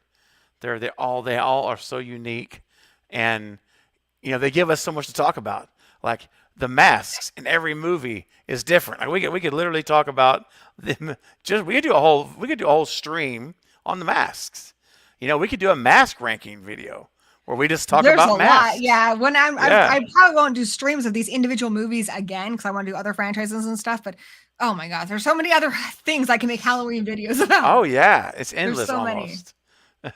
And for the record, the Greg Nicotero one, I rank it below this one.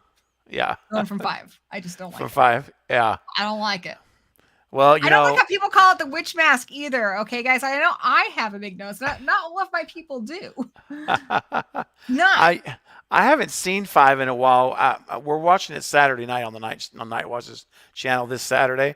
We're gonna watch 5, and coincidentally on Sunday we're watching H2O on my channel. So that's gonna be fun. But I'm anxious to see for any of these watch parties if you guys want to hang out. Yeah. Okay. Well, all right then. Then let's do it. Heck yeah, let's do it. I'll talk to you offline. We'll let you know what the times and stuff. But yeah, we're doing a little Halloween fest. We're calling it. Where both channels kind of came together and we alternate weekends. Anyway, it's fun. But I'm excited to watch 5 again because it's been a while, and I want to see that mask again. That one was done off a mold of Greg Nicotero's face. Greg Nicotero, mostly famous, I guess, these days for Walking Dead. But I don't know why they struggled so much with the mask and the early parts of this franchise. Like the 2018 ones, they just nailed it. Like, yeah. Oh my gosh. And even Yes. 6 people, I love 6 too. 6 is a great mask. But 5, I don't understand. Why was the solution? Let's make it from Greg Nicotero's face. William Shatner's alive. I mean. That's what I've always said too. I'm like, how hard is it to do another Shatner mask? I mean, really, these guys, Christopher Nelson. Friends who've made them on Yeah. line. Like, Heck why yeah. is it this hard for you? Exactly. I mean, This shouldn't be this hard. this is Hollywood, man. This is the best of the best in the field and making these practical things. And we can't find one person who says, "Hey guys, yeah, I can do it. I can over here. I can do it. Call me." Because I mean, I will say this though, Gory, the 2018, the current mask and the current trilogy, David Gordon Green, Christopher Nelson, they nailed this mask. It is so good, in my opinion. That is why they had the issue with the mask, with Steve Miner's vision of the mask. He wanted a blank slate. The reason why the Weinsteins had issue with it is they're like, well, this mask is old. It should look weathered. It should look, shaded. True. And that is a good point. It is a good point. You already have 2 weeks of footage. Just go with it. You're in at that point, right? You're already in it. Just let it go. I want to point out that the Dude brothers, I found out recently, he says, they say the only movie with a CGI mask in the film. Actually, that is not true. In Rob Zombie's Halloween, there is a CGI mask when, similar to this movie and 78 and 2018, when Laurie looks out the window and she sees Michael Myers, her brother. Originally, when they shot that scene, was wearing the orange mask that he wears when he escapes. And then later on, because of the way everything got cut together, they're like, he's already got his original mask. So that is a CGI mask. It just looks good.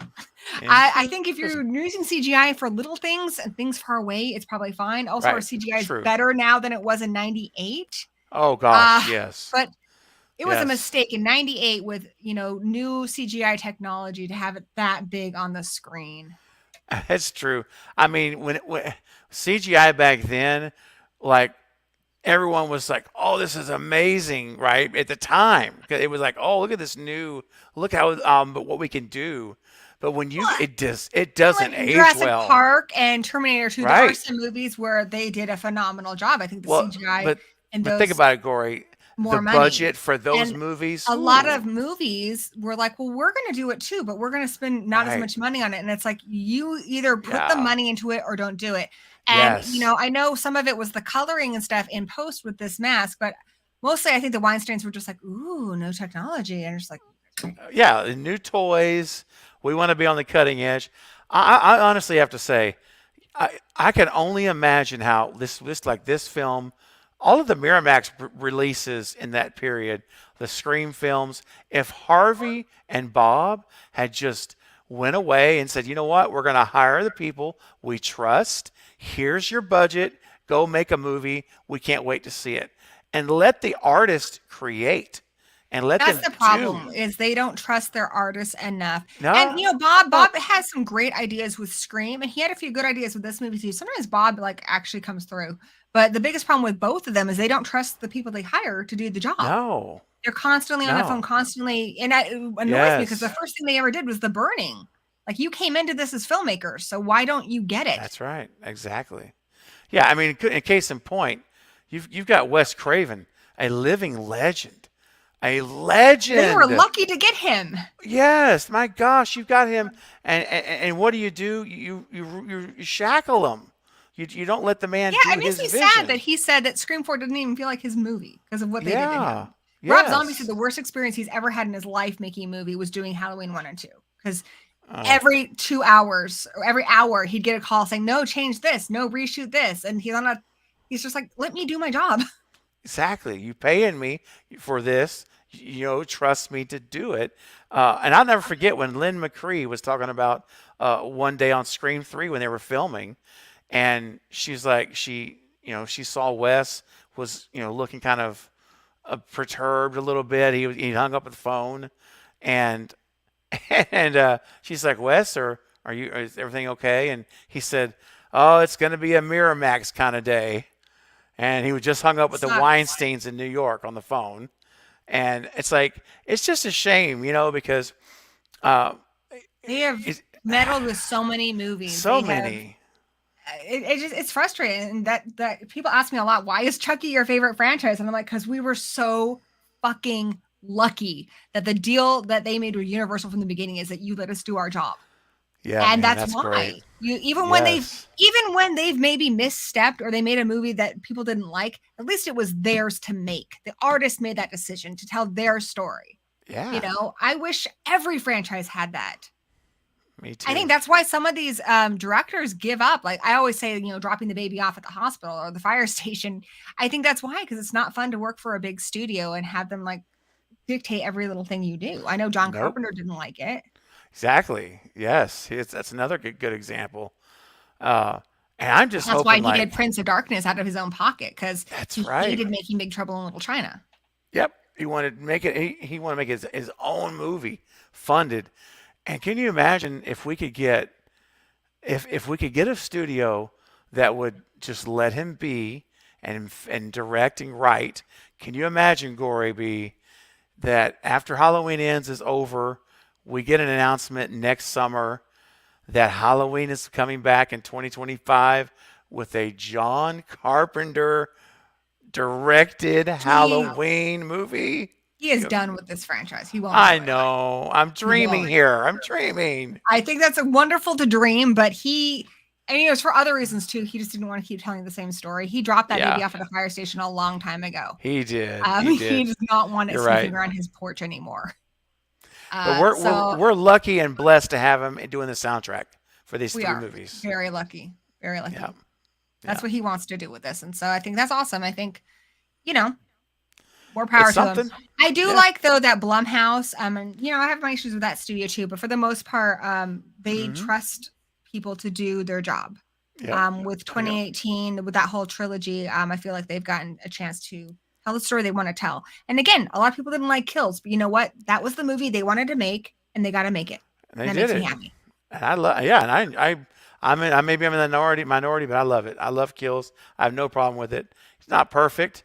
There's a couple things I'd change. I can write, but of course. But overall, I really enjoyed it. It's Michael Unleashed. Come on, man. It's Michael. It's the most brutal Michael we've seen in years. And just so I enjoy it. I kick back and just like watch let him out, let him loose. Here we go. You know. So So, everyone in the chat, I'm sorry, I've been kind of ignoring you and having a good time here with my buddy chatting. But yeah, now is the time. We're going to kind of be wrapping things up a little bit here. Get your questions in or your comments about this movie. Any questions that you guys have for us? I know somebody earlier asked what our opinions are on Halloween 3. I think we both said we liked it. Yeah, I love Halloween Wow. 3. I guess, yeah. With this franchise, I like all of them for different reasons. Some of them I kind of have to take out of the franchise a bit and enjoy it as Mhm. a separate entity. Yep. But really, my rankings are just a matter of, but I like the other one more. Mhm. Where would you put H2O? I know people's listen rankings always change, but where would you put it? Oh, yeah. Oh, man. Wow. I'm thinking here. This is tough. I think H2O is in my top 5 My for top five for me. sure. Right now, I think it's Yeah. at mine change all the time. And right now, I am rewatching these guys. That's why I like doing. I like having a week to actually focus on each of these movies because usually when I marathon things, I'm watching them back to back. And I'm actually taking Mhm. a week to be like, no, this week I'm focusing on Resurrection. I actually, my star rating for Resurrection went up just by doing this, watching all the special There you features go. and Yeah. appreciating it. Yeah. Um, so yeah, my rankings are always changing, but Halloween H2O, I would say with what I have now, and that might change as I rewatch the other movies, it would be fourth. Yeah. For That's me, it fair. would go 78, Mhm. um, 2018, Mm. Rob Zombie's Halloween 2, unpopular opinion, and then Ooh. H2O. Okay. I think fourth is probably about right. I think for me it's 78. It's probably 18 is so good. So good, right? It's so good. I watched it again a few days ago. Just every time I watch it, it's like this gets better and better. It's the rewatchability level is better every time, and which is huge. So I'm gonna go with you. I'm gonna say 18. Why not? 18, number 2. And then here's where it starts to get murky because I really like H2O. H2O might even be, ooh, it's a hot take. It may even be third. I might jump to third for me. It was third for me for the longest time. It's really funny because I liked Rob Zombie's Halloween 2 when I first saw it, and then I don't know, I kind of went off it for a bit. But yeah, I just recently, like a year ago, rewatched it. I'm like, no, this is a really fucking good movie. Maybe it's not the Yeah, Michael Myers movie everyone wanted, but it's a great right. Laurie Strode movie. And it wasn't the first movie that did that. This movie, H2O, is a Laurie Strode movie. This is not a Yes. Michael Myers movie. Michael Myers has Uh-uh. no development in this. He's not even in it until the second half. It's about Hmm. Laurie Strode. And I think, a lot of these movies have different focuses. But that's why I like, Halloween 2, Rob Zombie's Halloween 2 as a Laurie Strode movie. I think it's terrific. But That's fair. unpopular opinion. I did a whole stream on Hey. that one. You guys can watch that if you want to, tell me how wrong I am.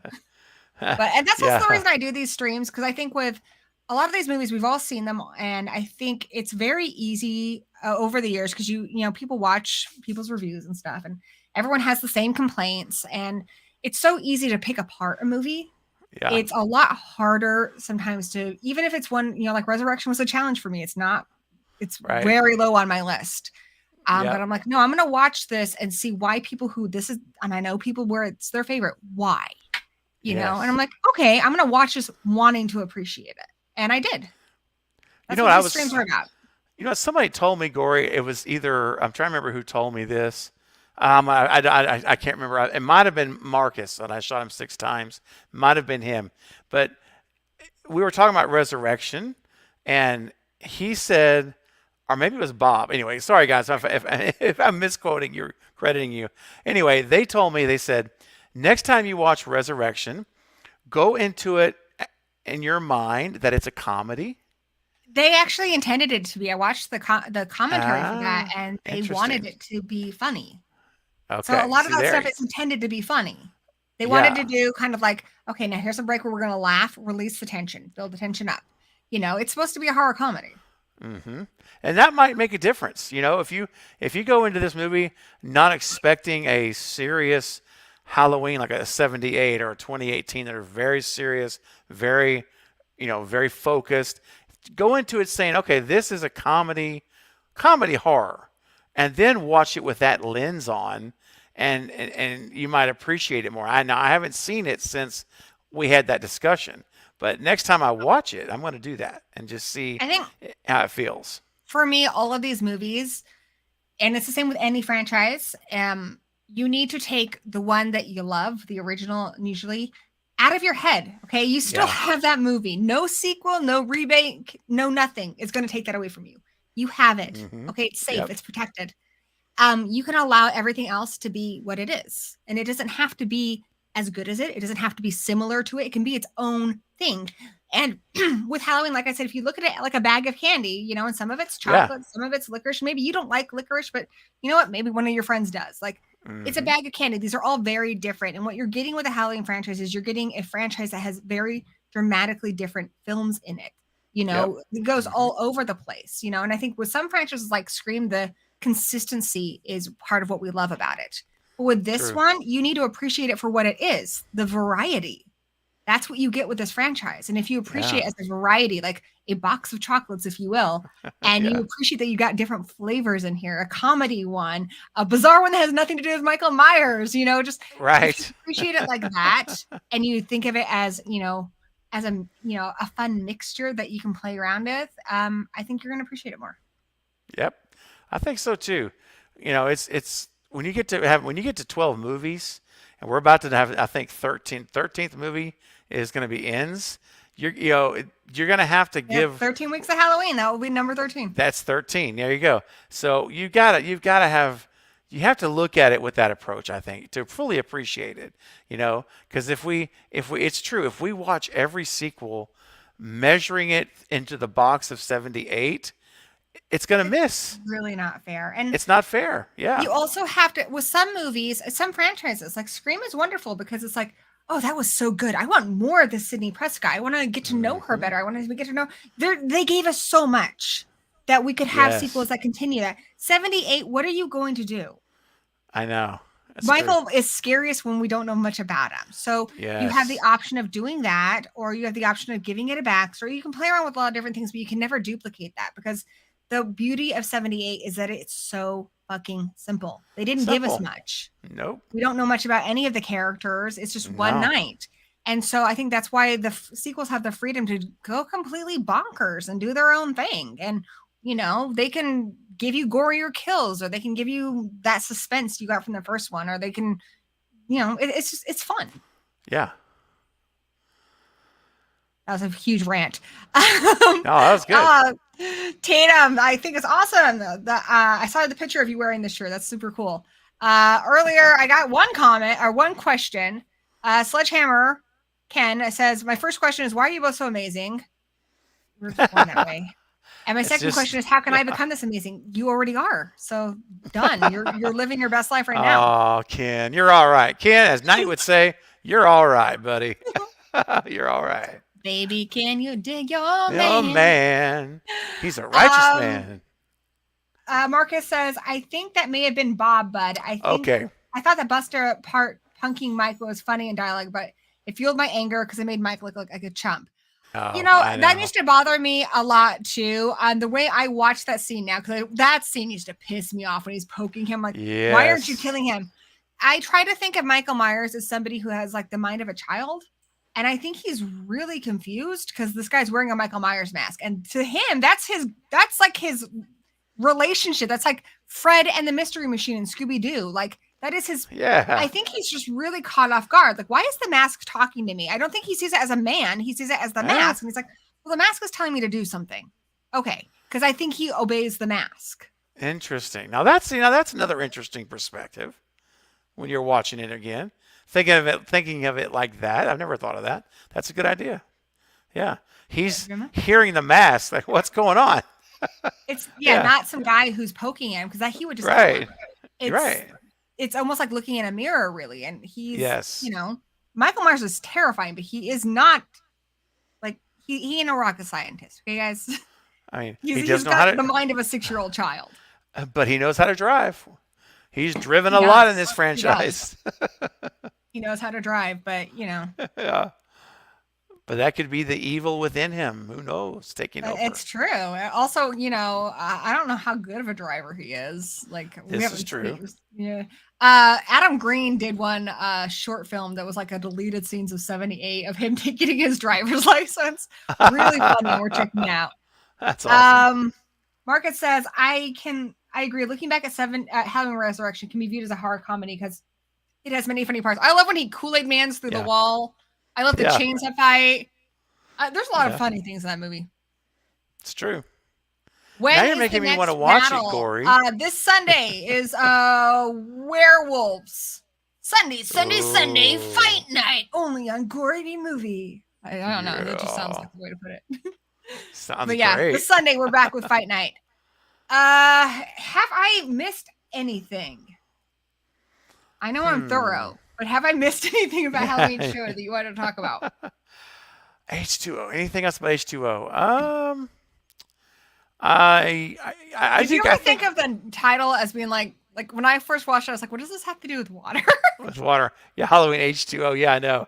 It is pretty fun. When it first was trailering, I was excited, but I'm like water?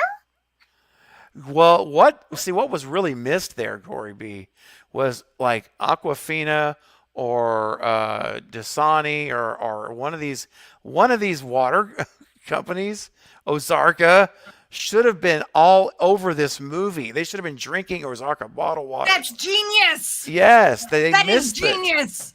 It is. I mean, at the time, in '90s, I would have been Evian.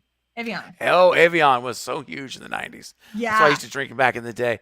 Yeah. Can you imagine like Evian bottles all over this school? They get the food up to the party and there's Evian water, H2O. It's like they could have someone dropped the ball. Fuck Yes. yogurt, Jamie Lee. Why weren't you in on this shit? Ah, damn. Heck yeah, man. Bro. And Danny makes a good point. In that short by Adam Green, Kane Hodder did Michael Myers. So Kane Hodder that's awesome. All three because he also wears the glove in Jason Goes to Hell. That's so cool. Scream Rad. Hey, nice to see you. Question for Gory. What do you want to see most in Ends?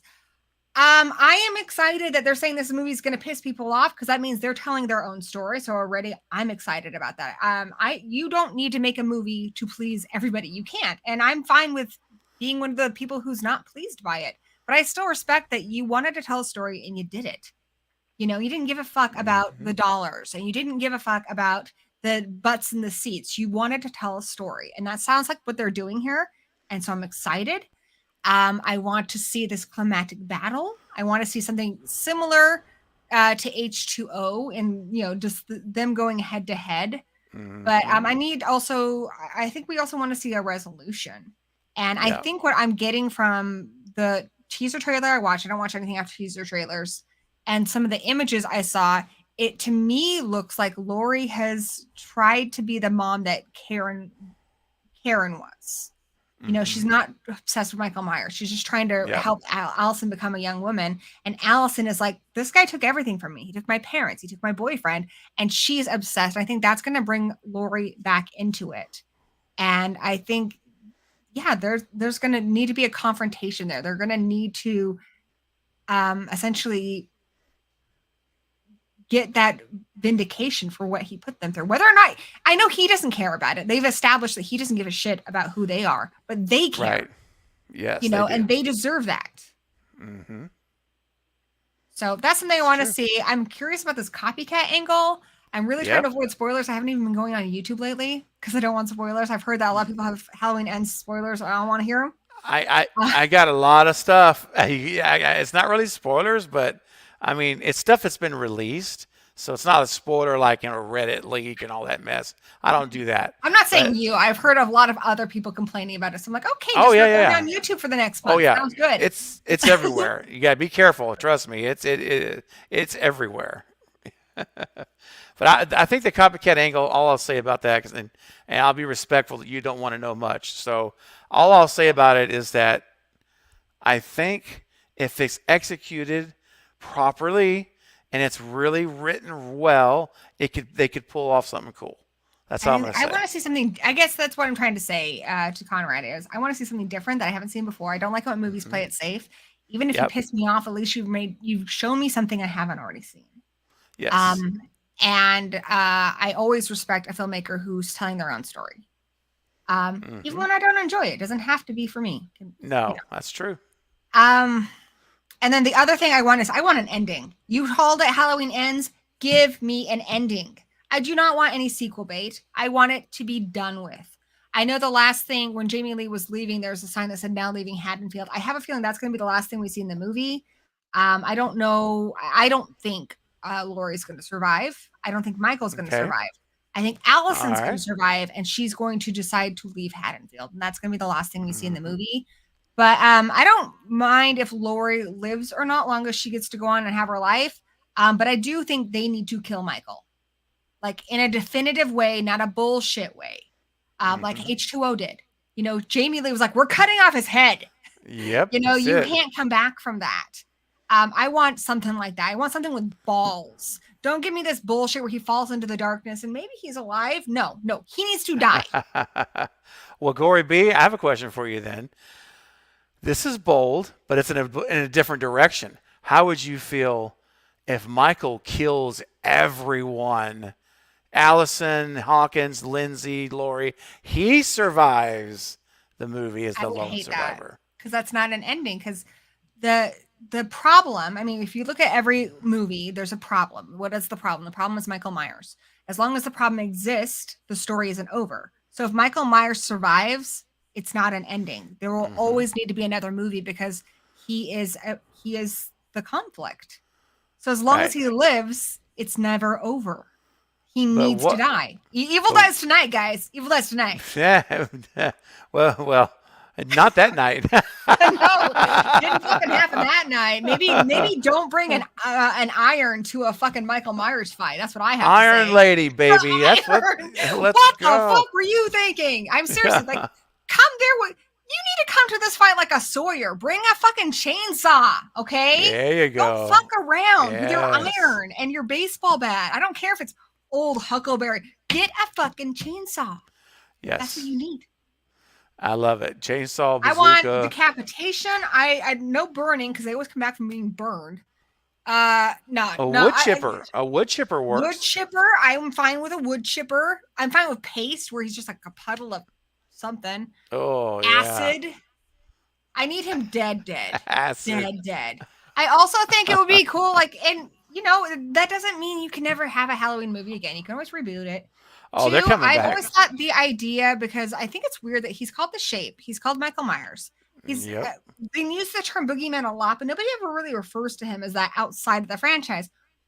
I think it would be kind of cool if they kill him, and if they wanted to reboot it, what if he is something more like Freddy Krueger, where he's, or even Jason? Jason came back and he was undead after Oh six. yeah. In Uh-huh. 6, he's officially a zombie. Yep. Michael Myers has never officially been undead. He's always considered to be a realistic person.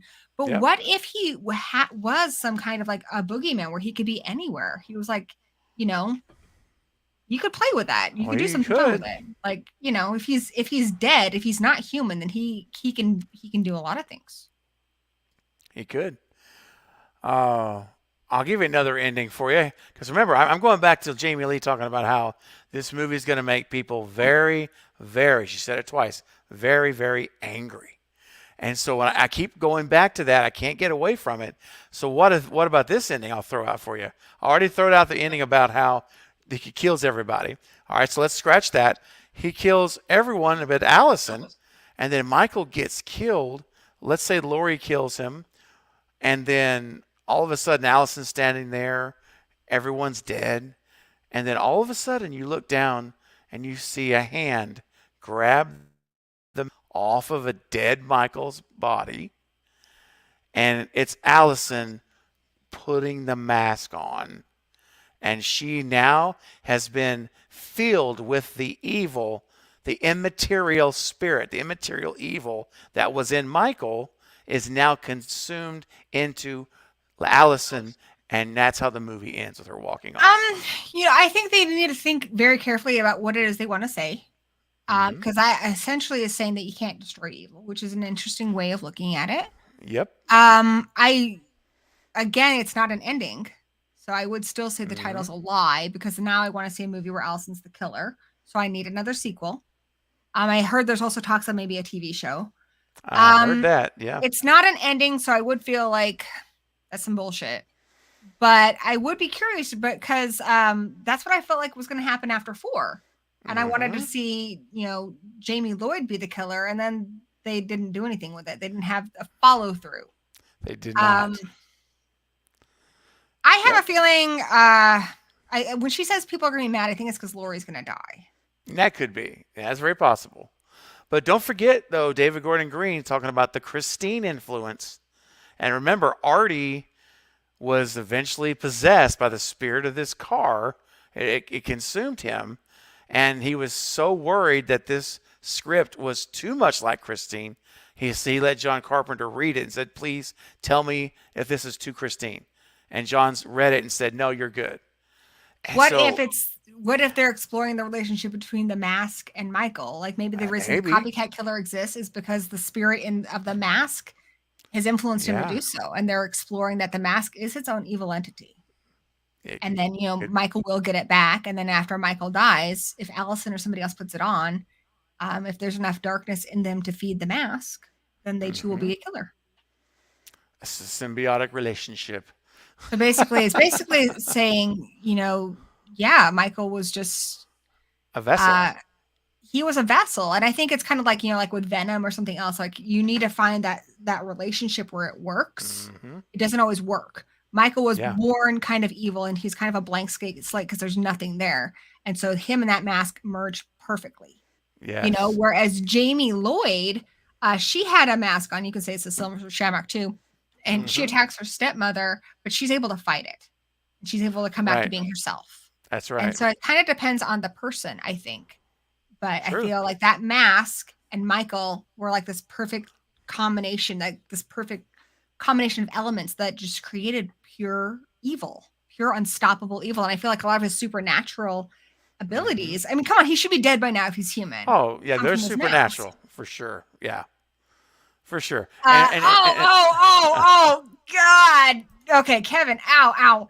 If you want to piss people off, give Michael a redemption arc. Yeah, that would piss me off. Don't pull it. Don't breathe too and try to make me sympathize with Michael Myers. I can enjoy Michael. I enjoy Chucky. I enjoy Freddy. They're horrible people. I don't sympathize with them. No. Fuck that shit. Yeah, I can't do it. No way. That would actually piss me off. Okay. That would be like, I'm pretty open-minded, but that would make me angry. The amount of hate and anger on you. Imagine the videos and streams we would have destroying this movie. I would just be a reaction video of me scream crying. Yes, just completely going insane. It would be horrible. Oh, and I don't mean like from the movie Scream. I know that's where your brain goes whenever I say that word. No, I got where you. You're screaming in anger and you're crying. Right. I totally got it. Michael Myers loses his mojo. Yeah, baby. Yeah. This is why I married this man, guys. He's hilarious. By the way, I hate to segue, but we are celebrating our 10-year wedding anniversary October 13th. Ooh, and we already celebrated, right? We went to Halloween Horror Nights, and they had the Myers 78 maze, and it was really fun. And then our buddy took us to the original Myers house and some other locations. So that was really cool. And now we're getting a second celebration because, that was going to be our celebration. We did it in September to save money. But our song is No One Like You by the Scorpions, and they are playing in nearby on our actual anniversary, October 13th. No. So we're going to hear our song live on our anniversary. 10 years, guys. That's pretty so cool. Awesome. Congratulations. That's fantastic. I'm pretty proud of that. And that's opening weekend for Ends. The final. So how this is going, I'm going backwards, which I think is fun because I wanted everyone to look forward to 78 because, everyone has different favorites. But I think we all, if you like Michael Myers, you like 78. I can't see you not like me, even if it's not your favorite. So I wanted that to be Halloween night, which I'm looking forward to with you, Knight, and Lee from Drum Drums. Yeah. You're excited to meet him. So excited. I think we're gonna have a great time. We'll have a Halloween party with you afterwards, and then Ends. I'm gonna do that the following week, and that will be a lot different. It's just gonna be our first reactions to the movie. Okay. Just a stream talking about it, and then how we feel like it fits into the established franchise, like what it brings to it. That's what I'm gonna do with Ends. Nice, I love it. So I'm excited. I think it'll be cool. Heck yeah. And if you want to, if you want to join us, you can always do that too. Oh, heck yeah. Sign me up. Yeah. Just, if anyone wants to, I don't have a lot of people signed up for that one, just me and Danny. So, anybody else, you're free. You want to come hang out and talk about the Michael Myers with us? That would be amazing. And then I can go back onto YouTube because I have to. Exactly. Spoilers. So what are you going to do? You're phenomenal. Lori and Michael drive off into the sunset. Drive off like this Thelma and Louise style. Oh, Danny. That's awesome. both of them just go off the cliff like waving. Is it wrong that I kind of want to see that? I just want to see a sketch of it, if nothing else. I There love is that. something to be said about that, though. There is something about these relationships, and I feel like that's when people like make weird ships, like the Winchester brothers, because when two people are so close, people like put it into like the soulmate type thing. And they've done that with Final Girls and their killers. I've seen some like weird poses between Nancy and Freddie and stuff where it's just like, okay, Yeah. we're trying to kill each other.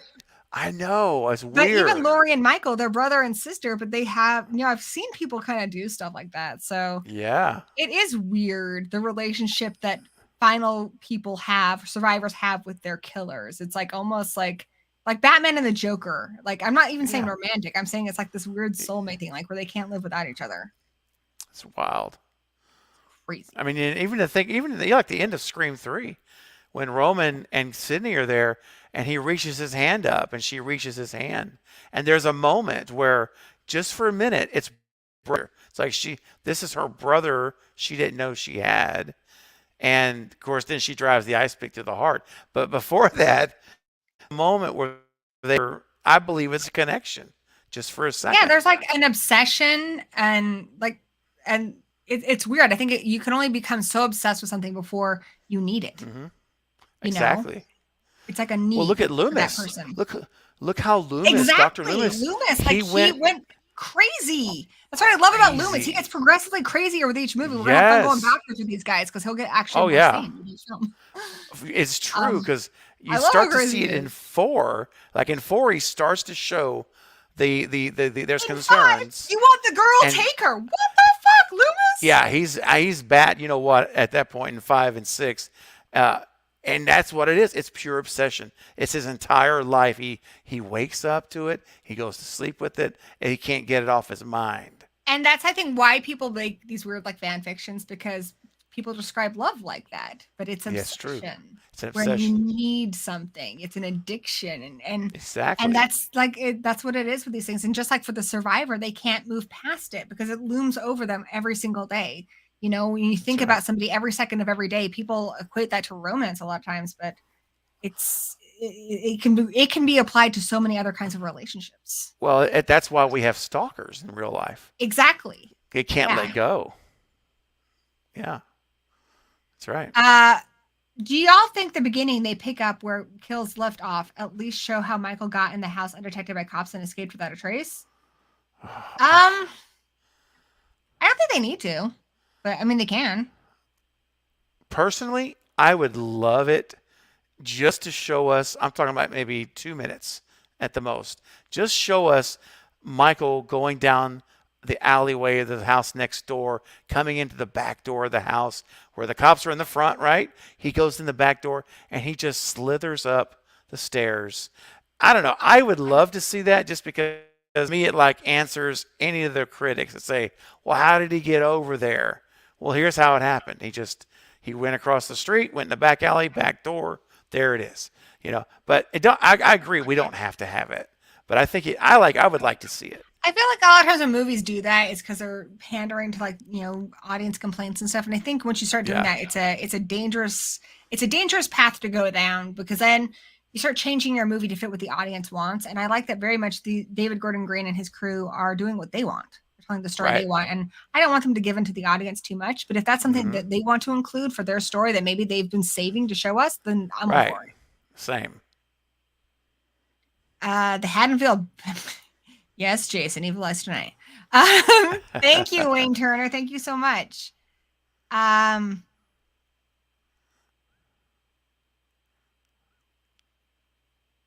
Jamie was Amy from the Halloween remake. Oh, Danielle Harris. Jamie Lloyd, yeah. Yeah. Mm-hmm. Also, Annie from the original one is the doctor's ex-wife in season of The Witch. That's right. That's true. And it's because she I can't remember why she got involved again, but yeah.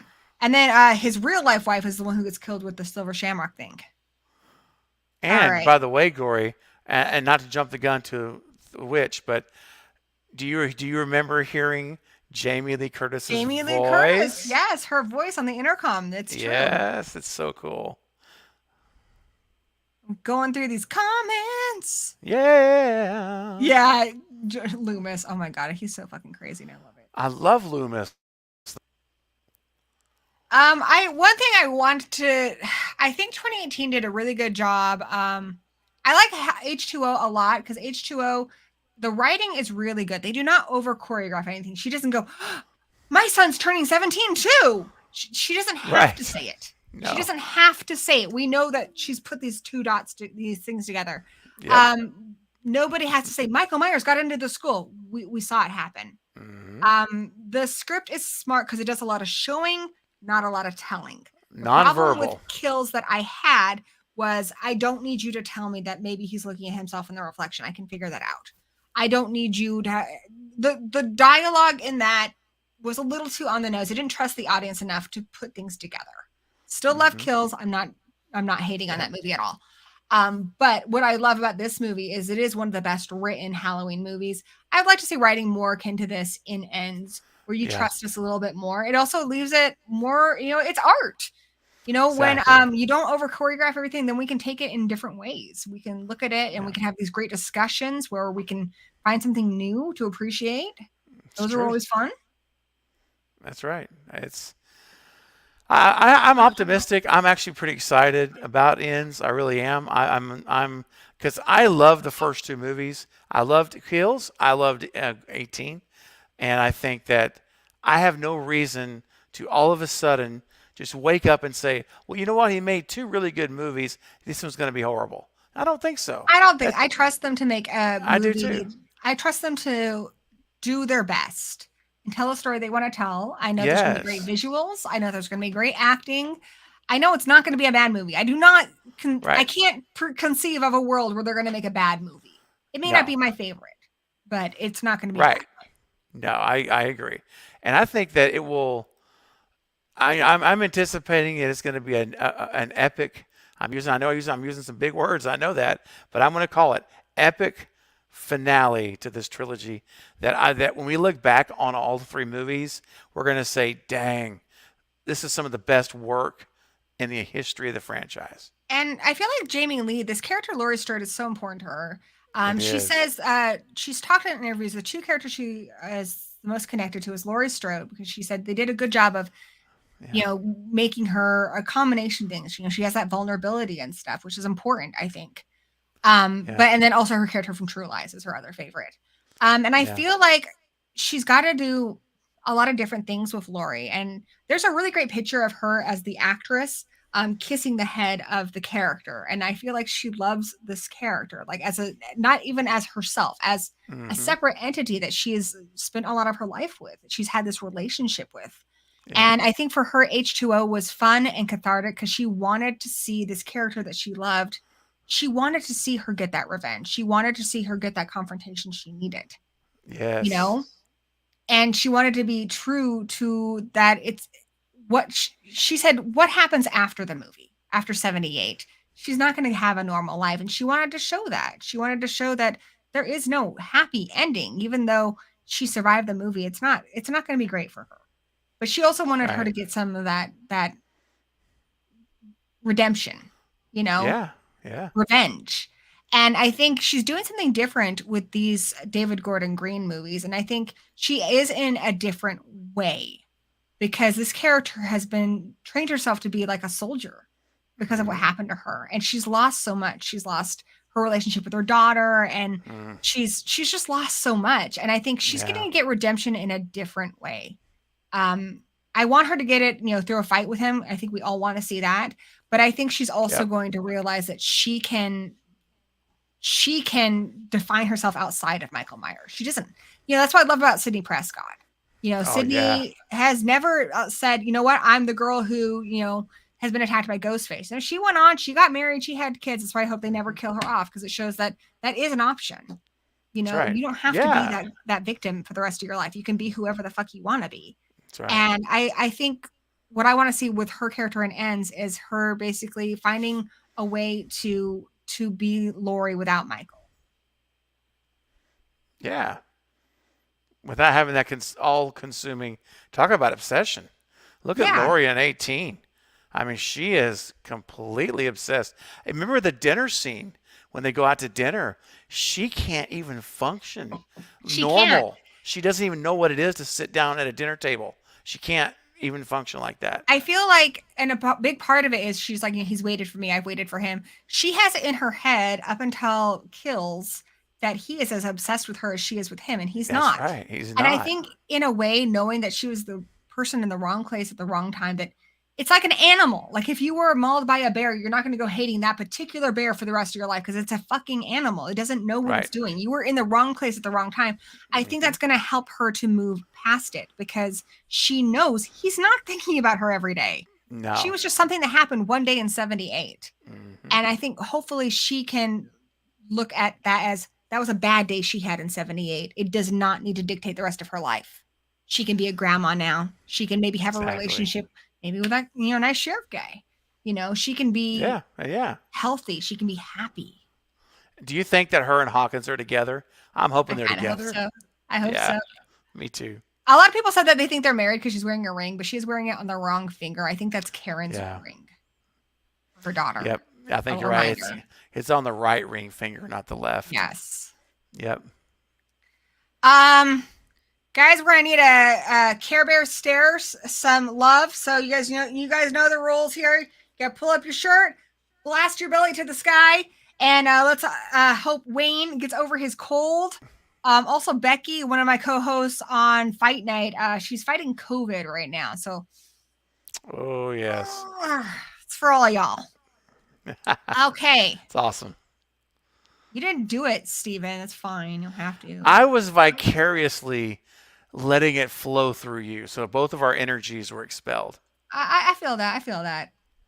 Hey, Lottie, get your out. Yeah. Oh my god. That's my favorite Loomis moment. That's why it's in that opening credit. Is when he smiles, that smile, that cheeky. And I feel like he's giddy. In a way, Michael and Loomis have a lot in common, kind of like Batman and the Joker. They have a lot of similarities, and he is so chuffed by scaring this little kid, just like how Michael loves his Halloween pranks. And you can see a little bit of that mischievousness in him. I just love it. It's just, and that genuine smile he has. He's happy. He's so happy. And then what happens?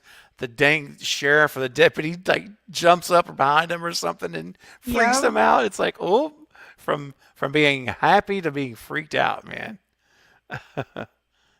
Hey, Lonnie. Yeah, that's a lot. I love that scene too. Awesome. Alrighty. Anything else you wanted to add?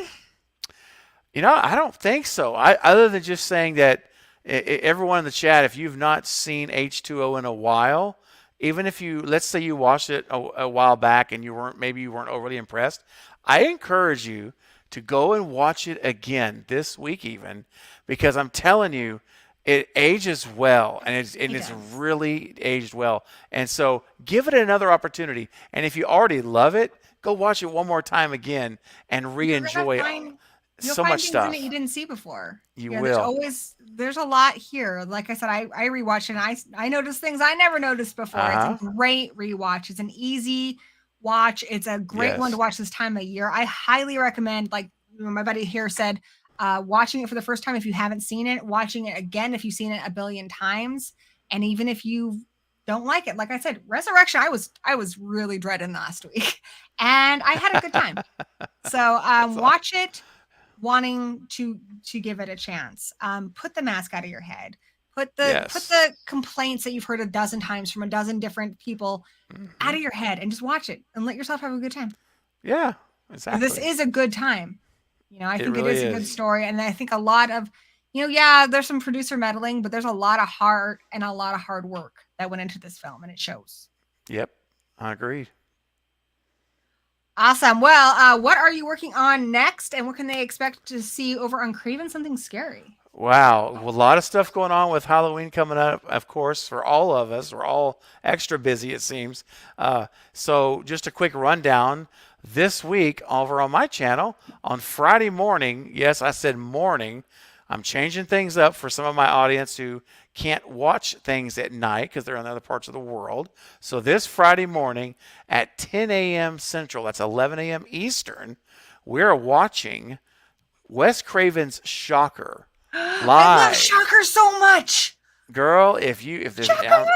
if you can make it, you I let love me that know. movie. I would love to have you on the panel if you can time? make it. It's going to be 11. It's 10 a.m. Central, my time. I don't know. Message me, and if I'm not Okay. doing anything, I will be there.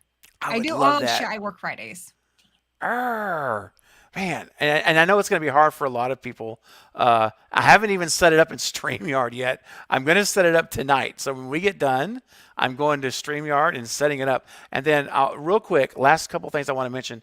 On Saturday, I'm going to mention this for Night Watch Zone, because we're doing this Halloween Fest where we're watching these movies, kind of like what Gory's doing, but we're doing watch parties instead of reviews. And so it's a little different. There's well together, guys. Yes, it's I'm telling you. So Like the cheese and the wine. I'm the cheese in the equation. Just not cheese and the cell phone, because Allison would not approve. But Yes. but anyway, Saturday night at the Night Watch Zones channel, we're going to watch Halloween 5. I think it's like at 10:30 Central time, p.m. And then lastly, on Sunday, we're on my channel, 10 p.m. Central for H20. And so, Gory, when we end the live stream, we'll talk backstage and see about that. I think we can make that work. Would love to have you. Awesome. Thank you guys so much for watching. Haunted by Horror, Tatum, you're always doing a great job with the links and such.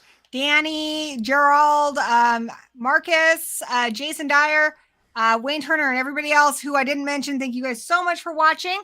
Our very next Halloween. Oh, I'm excited. It's a controversial one. But I know I've got some people who really love this movie. We're going to be talking about Halloween 6, The Curse of Michael Myers, one I really enjoy. I'll have Movie Massacre on, Lee from Drum Dums, and I think Haunted by Horror. I think you're on that one too. Anyway, that will be next Friday. Same gory time, same gory channel. And this Sunday, it's Fight Night, guys. Fight Night's coming back after a 2-week hiatus. We're going to be doing werewolves. So hope to see you guys there.